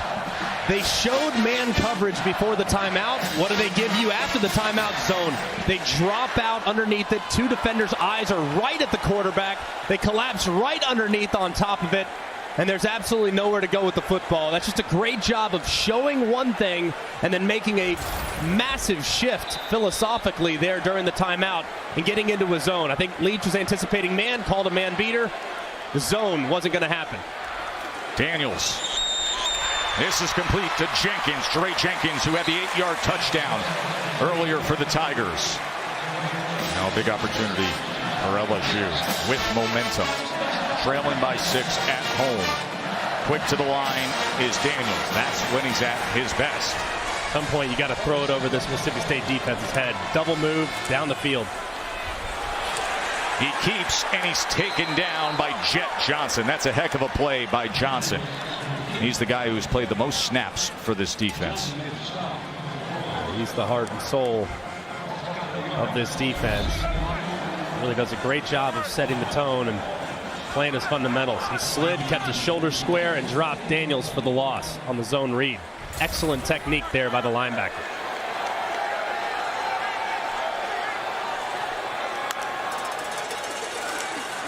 Second and 12. Goodwin picked up the A-gap pressure. Daniels coverage downfield, so he didn't have anywhere to go for it. It's going to be 3rd and long. Well, Zach Arnett eloquently put it like this, guys. Jet Johnson is not going to be an underwear Olympics workout warrior, meaning he's not going to wow you at the NFL Combine, but this kid makes play after play. You go back and you watch the tape, he's always around the football. That's what you need in a linebacker. Yeah, he is extremely dependable and does an amazing job. It's a very complex defense. His ability to communicate makes everyone on the field better. Now that defense with a chance to get off the field. And as you see the timeout being called by Jaden Daniels. That's the first that they're using here in the second half. Things are heating up a little bit here in Tiger Stadium. I want to go back as we sit here with LSU trailing by 6 points. The comment you made earlier tonight, because I think the perception is, hey, Brian Kelly comes in here with a $100 million 10-year contract, right? And you go out and you lose the heartbreaker late in Florida State. All the pressure to come here in your SEC opener and win, trailing by 6. Now, you said, no. This is an upcycle for Mississippi State. Right. Pressure's actually on them. That's the way I see it. Yeah. I mean, LSU expectations are always going to be high, right? It's LSU. It's LSU. If you don't win the championship, it's awful, right? It's a terrible season. No, in all seriousness, though, this is the year that Mississippi State has been building towards. Yeah, got the veterans. You got the veterans on defense. You have the system in place offensively. You have really talented playmakers on the perimeter at wide receiver, and you have depth at wide receiver that you haven't had in the past. So this is really the year that it feels like Mississippi State could push through and push to a 10-win season potentially. You got to get one here if you're going to try to get to that plateau. 3rd and 12. Timeout. They go underneath, and good pursuit to the ball to wrap up Jeray Jenkins. They just went for it a second ago in a similar spot. This time it doesn't appear as though that's going to be the case. Just a few too many yards to gain. As opposed to 4th and 5, 4th and 9. A little too much for the LSU Tigers. Good job defensively there by Mississippi State. And Bramlett goes out. Williams is inside his 10. Bramlett's going to try to pin him here. This is their 6th punt of the night. Reverse rotation. Oh, and it's muffed! And the Tigers got it! Oh, the sweet irony. They gave it up 2 times on muff punts to Florida State week 1 when they couldn't afford to. And now right here, right now, it goes the other way. That was Slade Roy, who's the long snapper, getting downfield and recovering that. The sophomore who transferred in from East Carolina comes up big. Just misplayed there by Williams, of course, so reliable, 6th-year player. And the ball just dies and thinks he's going to come right into his breadbasket. Goes a little bit short. And a great job there by Roy, hopping on it quickly. What a mistake from Mississippi State. And now LSU, and as the flags come in pre-snap, you don't consider. False start. Offense, number 69, 5-yard penalty, 1st down. Austin Williams, who is back to return that punt, he is so sure-handed. He's one of the most veteran receivers in all of college football, has the trust of everybody on this team. And now we have the turnover here with a minute to go in the 3rd quarter. Is this the swing moment LSU's been sitting on? Absolutely have to punch it in for 6 here. You settle for a field goal, that Mississippi State defense going to run off the field with high fives and chest bumps. So after the sudden change, you have to turn it into 6 if you're LSU's offense.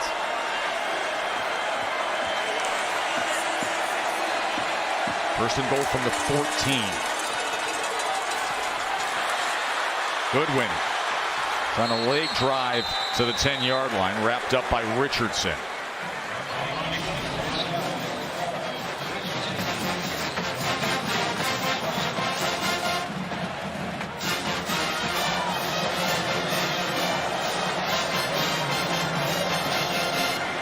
Long snapper comes up with the recovery, and he's right back to work.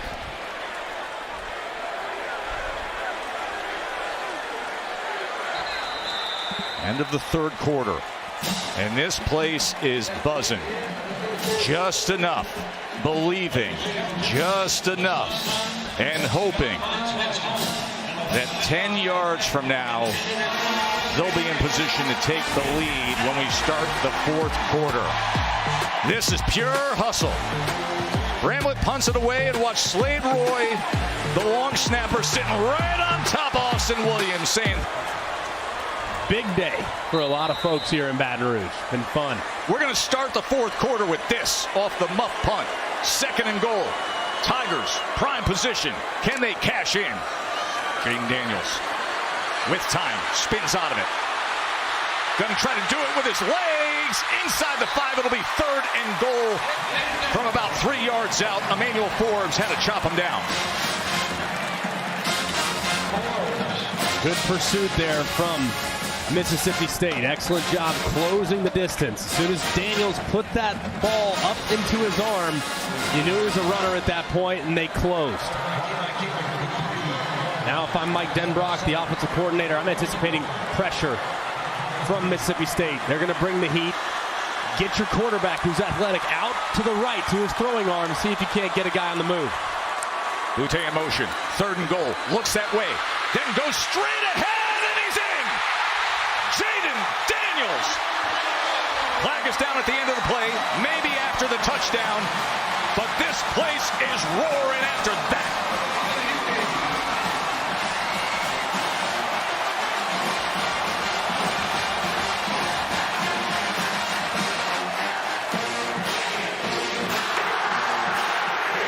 the play was a touchdown.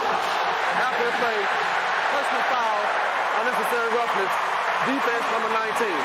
That penalty will be enforced on the kickoff.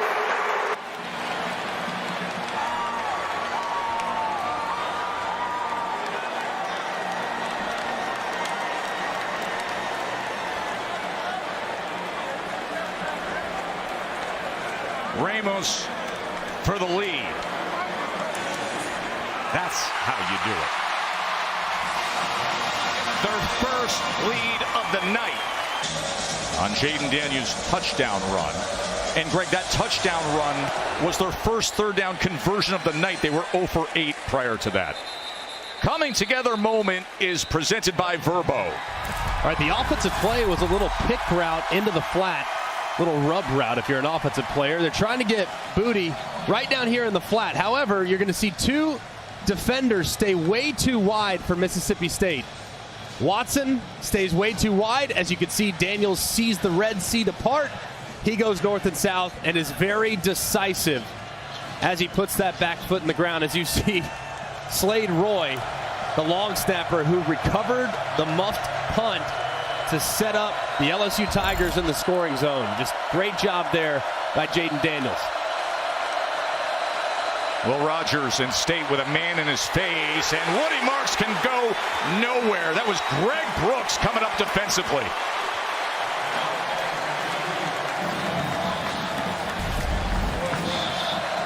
A nice job there by Greg Brooks. Coming up, wrapping up.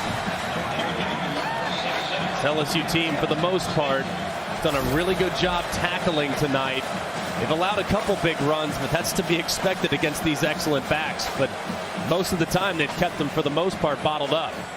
And that's Woody Marks, who is still down, and the medical team is out to see him. He's been such a steady, productive player, as especially a receiving back in Mike Leach's offense.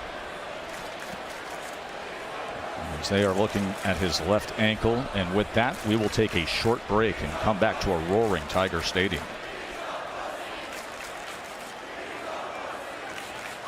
The new Subway Series menu, the greatest sandwich roster. Had great success, 1-2 in his first 3 games. Will Rogers on second down, almost got sacked, but smartly gets it to Dylan Johnson. He had a man in his face. It was Ojulari again, but somehow Rogers was able to get it free. What a great play there to keep it alive, and it goes for 5 yards. A great job feeling that pressure off the right side. Ojulari won clean around the edge against Jones, but knowing where your outlet is, that's where you are. In the third year in the system, you know where all your answers are. If a guy gets beat, fine. Find your outlet, live to play third down. Got a 250-pound human missile right in your face. 3rd and 4.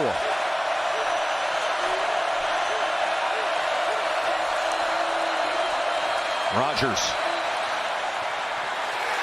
Incomplete as he threw it to the inside of Caleb Ducking, and Garner was there with coverage. 4th down for Mike Leach. And they're going to send down the punt team. Ball was just a little bit off the mark. I mean, Ducking's getting outside release, trying to run the stop route, and the ball's thrown upfield. It's rare when these guys miss. I don't know if Ducking was maybe a little bit too short on his route, or Will Rogers just missed him too far to his left. But either way, it's an inaccurate pitch and catch there. Very uncharacteristic of this Mississippi State offense. Their first 3 and out, Greg. First 3 and out for Mississippi State. Comes here in the 4th quarter, trailing by 1. George Opolis to punt. Nose down, knuckler, sidewinder. And Clayton just making it clean, securing that ball. Let's go to Matt in the studio. All right, Tess, as we approach 9 o'clock, we do want to let the Texas A&M Miami audience know we're going to start that game on ESPN News. Mac Johnson set to start for the Aggies. Clemson over on the ACC Network, and Michigan State having a problem with Washington on ABC. Yeah, Washington up 22-0. Remember, as soon as we're finished up here in Baton Rouge, we will get you to the Canes and the Aggies. Chris and Kirk will have the call there. We got a flag down at the end of this punt, and it'll be marked off against LSU.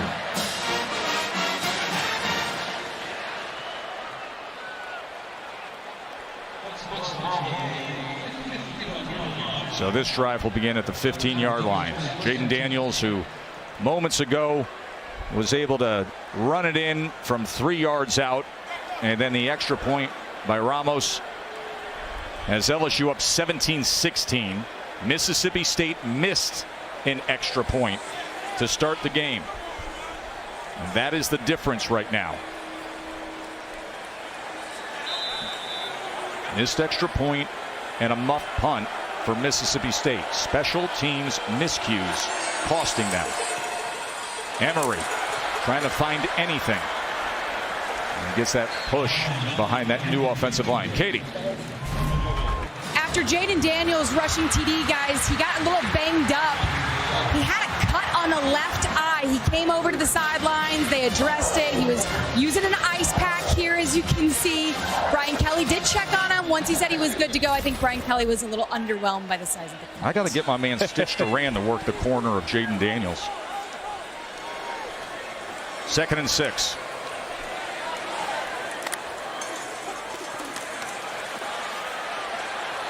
And he's way off the mark, looking for Keyshawn Booty. Right there, just off the mark. As you can see, Brian Kelly airing his frustration, trying to get his quarterback going a little bit, just a little off the mark. It looks like he was expecting it to go over the top as opposed to on the back shoulder. Big 3rd down here for Mississippi State's defense. 3rd and 6.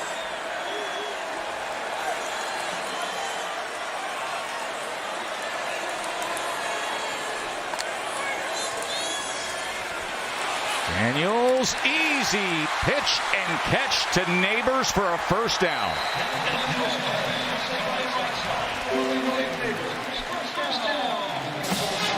So far tonight, Zach Arnett's done a great job of mixing his looks. You see the overload pressure to the left, perfect. Roll the quarterback to the right, no problem whatsoever. Nice easy pitch and catch at the sticks, and an easy conversion there for LSU. Good play call from offensive coordinator Mike Denbrock.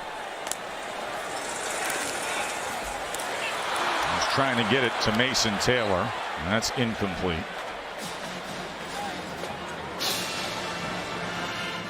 Mike Denbrock says he's got a lot of faith in Jaden Daniels. Loves the way he came into the program, the way he's been going about his business in these first 3 weeks.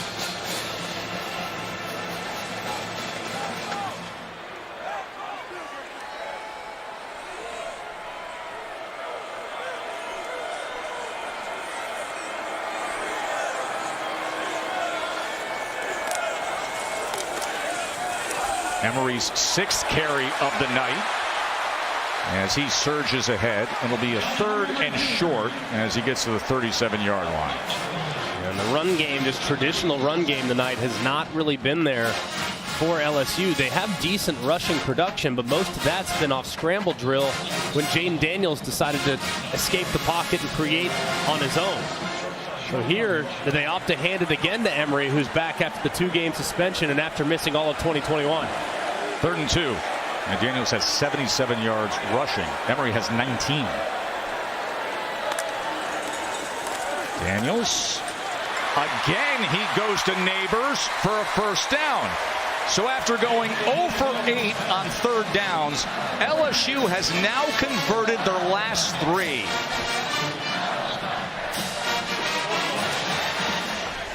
And a nice job here. You got pressure coming this way. You just have a quick little out route to the outside. Just beating the pressures. When you have guys bringing the heat, you have to beat them with the throw every once in a while. And when you can find favorable leverage, which they did right there, inside leverage working against an outside breaking route, you're going to be able to convert that every time. Great job the last couple sequences on 3rd down, like you alluded to, Tess, for the LSU Tigers.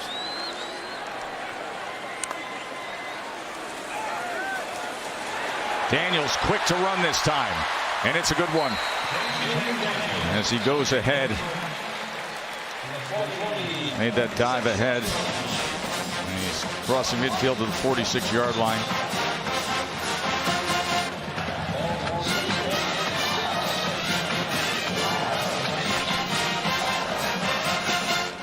A golden band from Tigerland.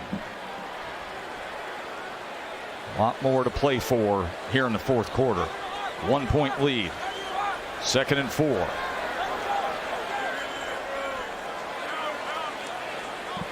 The aggressive defensive alignment from Mississippi State. Go heavy play action, or you throw it over their head. 2nd and 4. Keep it on the ground. Not much there for John Emery. It'll be a 3rd down for Zach Arnett. Look at his intensity. I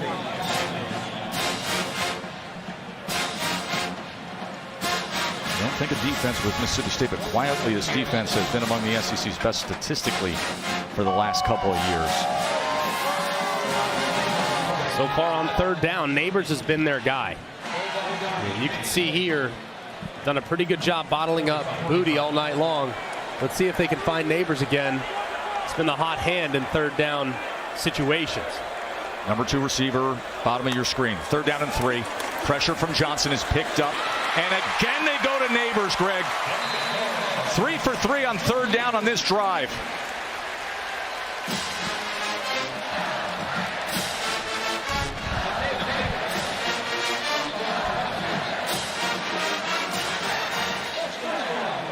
And a nice catch here by Neighbors. Ball's thrown just a touch high. He goes up. It's a good break defensively, but he gets the 1st down because of the depth that he got initially as he broke forward. They have continued to attack that inside leverage from Mississippi State until Mississippi State adjusts. I wouldn't call anything else on 3rd down. 10th play of the drive. Daniels wants more. Thrown to the outside of Keyshawn. Coverage came from Forbes.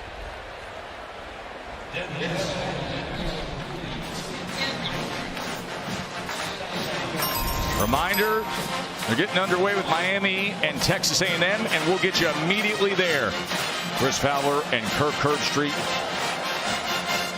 Mac Johnson, starting quarterback for A&M. He was here, of course, at LSU. But now it's all about Jaden Daniels and this version of the Tigers. Daniels had the touchdown run earlier in this quarter to give him a 1-point lead. And he'll be facing a 3rd and 10. He was looking for Kyron Lacey. Brian Kelly is really adamant about the location of the throw. They've tried to throw that back shoulder a couple times now, and Daniel's just been off the mark. You see Brian Kelly put his hands up right there on the right side, of the right pec, right shoulder. That's where that ball has to go. And the accuracy on some of those downfields just hasn't been tight enough for Daniels. They've got to work on that as they move forward. Kelly always works very closely with his quarterbacks through the years.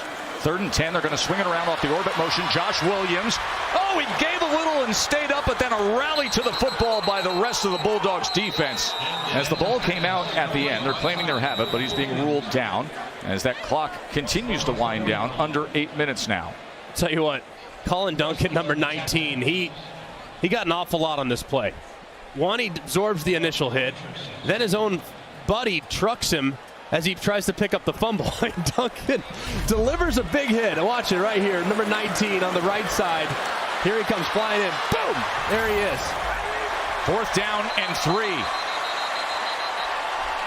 And a timeout is going to be called by Mike Leach. They had ruled forward progress had stopped, which sets up 4th down. Here we go. 4th down and 3. 1-point lead. LSU. Daniels motions Taylor. Williams in the backfield. 4th and 3.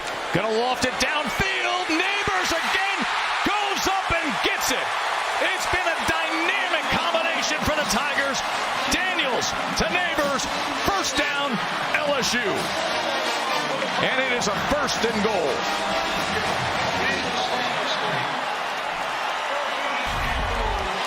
And they have been absolutely killing them on the out route. Well, this time they decide to break it out, win to the outside, and go with a slot fade.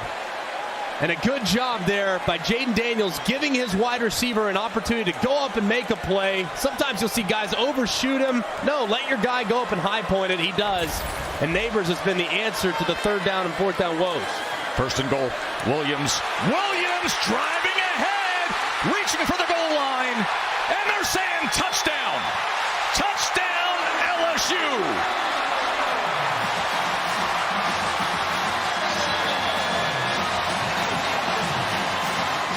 Extra keeper, Josh Williams.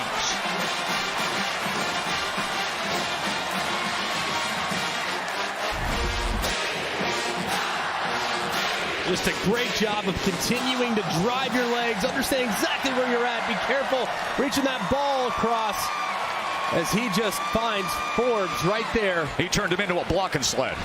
And Forbes, that's a tough ask for a corner. It sure is. He held up pretty well, but not enough to deny Williams the opportunity to cross the goal line. What a great run there by the junior. What a great drive by Jaden Daniels. Over 6 minutes, 14 plays in the fourth quarter, 85 yards. Everything you want from a fourth quarter drive, Jaden Daniels just delivered. And with Ramos's extra point, it's an 8-point margin. Remember the missed extra point by Mississippi State to start the game. LSU has found Uncle Mo. They got momentum, Matt Barry. What do you have? Not as much entertainment as you have. What a game you have in Baton Rouge. Want to keep you updated on Florida, taking on South Florida. Pick 6 here for the Gators. Jalen Kimber reads it well. Goes 35 yards back to the house, 24-10. Those of you waiting for A&M in Miami, it's about to start. We're going to kick it on ESPN News. We'll move it right here to ESPN when LSU goes final.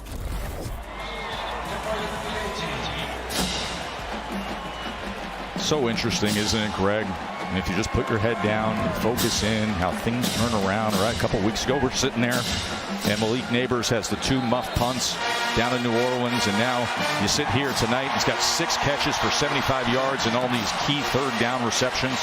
And he stepped up big, too. And it's nice that they've found that matchup that works for them. Now, he has won a couple of plays there on the third downs, just beating pressures, and they were lined up inside leverage, so it's a piece of cake. But the last one, the fade route, just a great job of going up there, grabbing the ball at its high point, and converting the fourth down. I don't think anyone on this LSU staff is surprised with what they've seen tonight from Malik Neighbors. They were very, very excited about his potential coming into the season.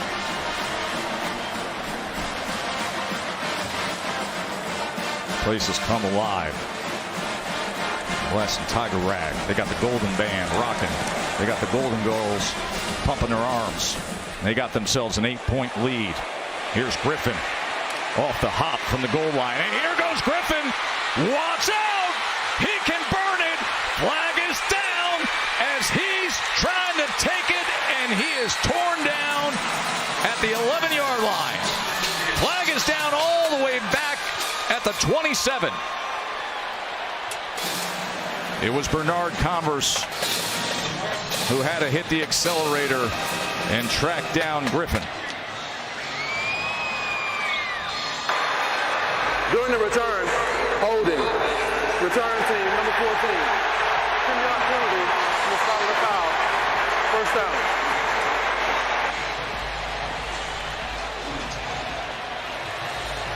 Bring it back. Bring it all the way back. You're going to see right here on the right side of the screen, Nathaniel Watson, who has called the penalty. It was completely unnecessary. He's 15 yards away from the possible return man. He's way over here to the right-hand side. He's way over there. And they get him on a really late hold. And it's completely unnecessary. Just a killer for the momentum. Here he is right here. Watch him. I mean, he's on the far hash, way out of there. And they call him for hooking the jersey. Just a huge, unfortunate turn there for Mississippi State. Rogers threw it low, intended for Ra Thomas. And let me tell you, Tulu Griffin, that return man, who you also see playing receiver, he can go. I mean, he can go. Had a 100-yarder last year against NC State. Had a big bowl game. What a missed opportunity. Would have had him set up. And they have great weapons at wide receiver. I mean, Tulu with his speed, and they've come a long way at that position. And those guys need to step up now because the windows get tighter when it becomes an obvious passing situation. Three-man rush as he goes underneath the Price and can't connect there. Remember, Woody Marks, who's the reliable receiving back, was injured earlier in this second half and went to the medical tent. That's back-to-back drops from Mississippi State intended targets. The first one a little bit low, but there, I mean, right in the breadbasket. You can't drop it if you're Price. He had plenty of room to run, too, if he secures that catch. Oh, that's too early for surrender Cobra. We don't need the Cobra right now, State. It's 3rd and 10. You got Will Rogers.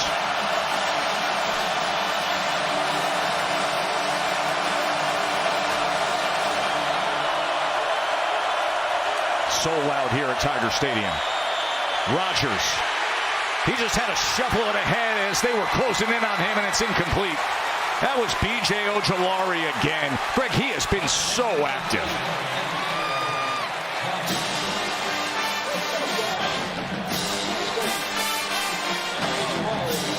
Man, Ojulari is having a night. I mean, he's just coming right around the edge and forces the move there from Will Rogers.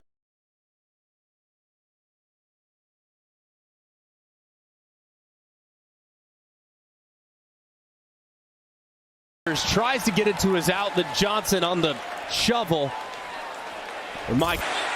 It's a short punt, but it takes a good roll, and then he goes to field it. That's dangerous. Clayton goes to field it, and Mississippi State players jump all over him.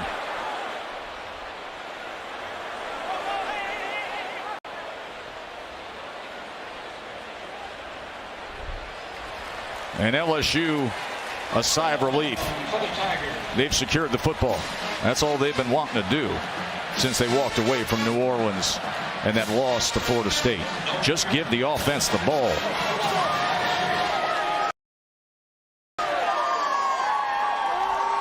What a huge penalty that was on the kick return. I know, man. I mean, just a massive turn. And almost here from LSU, obviously new return man Greg Clayton. I mean, well, that ball was loose for a moment there. It was loose. I understand why Mississippi State jumped all over him. I do the exact same thing, but why do you care about field position at that point? Like, you give him a couple extra yards, let it roll out. Only bad things can happen when you get close to the ball, man. Run away as far and as fast as you can. Clayton's a walk-on. Had an 18-yard return last week. He's Jarvis Landry's cousin, by the way. So just over 6 minutes to go. Daniels sets up, goes downfield. Oh, nearly an effort by Jenkins, but good coverage downfield that time as Jackie Matthews was with Jeray Jenkins. Transfer from West Virginia to Starkville, Jackie Matthews. Yeah, excellent job breaking this one up. It was a pretty well thrown ball, a little bit late, but either way, man, to dislodge that football, I mean, Jenkins had two hands on it. That's one the receivers got to bring down for you in a critical catch situation, but an excellent job there by Matthews breaking it up. Good play by Matthews. They want depth at that position. He gives it to him his first year at Mississippi State.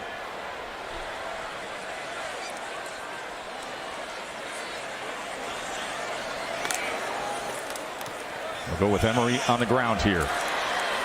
That's a good run fit that time by that front seven. Most of the night tonight, there has not been much there on the ground in the traditional run look for LSU. Mississippi State's done a great job of bottling it up, but it's third down. Who do you think's going to get the look here? The last three third and fourth down attempts have been Malik Neighbors. He's been in the slot, and he's had really favorable matchups in each of the last few third down situations. If I'm Zach Arnett, there is no way I'm going to allow number 8 to catch the football. Double him, inside out him. I don't care what I have to do. But this guy cannot beat me because he's been the one that has carved him up on third down in the past. 3rd and 7. And then there's Daniels with the legs and the effort to move those chains. He has been running the ball so well tonight. 10 more yards. He has 93 yards rushing, Greg. And this was very decisive as you see players down there for Mississippi State. Just very, very decisive. You're going to see rushers all the way out, and they kind of lose contain there. As soon as Daniels sees all that green grass, boom, take off north and south and see if you can't go get it yourself. It's a decisive decision there from Jaden Daniels, who's played much better here in the second half of this football game. As Nathan Pickering, who's down, the defensive tackle. Katie. You guys, I loved what Mike Denbrock told us. He said, in preseason camp, a quarterback really can't let loose. So all of the players had suspicions of the playmaking abilities that come with Jaden Daniels, but they didn't really know it was there. And then now that we've gone through 3 games, they believe it. They've seen it time and time again. They really ride for this kid. And, I thought it was interesting. He did not come in an overbearing manner. Like he was walking through the door to save the program. He was really diligent about building relationships. He took his wide receivers out to his home in California to build that trust, to get to know those guys better. So he's done it the right way. Building those relationships has helped it translate on the field, guys. Yeah, had that California summer bonding experience. Of course, he was a huge recruit coming out of Southern California for Herm Edwards when he first went to Arizona State. But to your point, the big moments, can he make the big plays? Can he get it done? The 99-yard drive against Florida State, the whole fourth quarter you're seeing here with the 2 touchdown drives and the touchdown run. Yeah, you're seeing the development, and you're seeing the decision-making and situational awareness. Now, there's still going to be room to grow. It's to be expected. He's still learning this offense, still getting comfortable in this offense, but you can see the natural playmaking ability. It's in there. Now, if they can just refine his mechanics just a little bit to become just the tiniest bit more consistent as a downfield thrower, he can become deadly and will be very difficult to defend in the SEC. And 16 carries for 93 yards, and of course the touchdown, the go-ahead touchdown.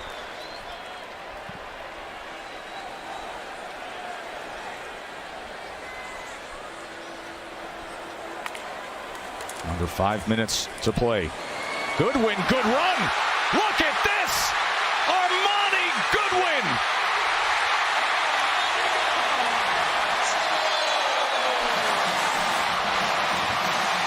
A 47-yard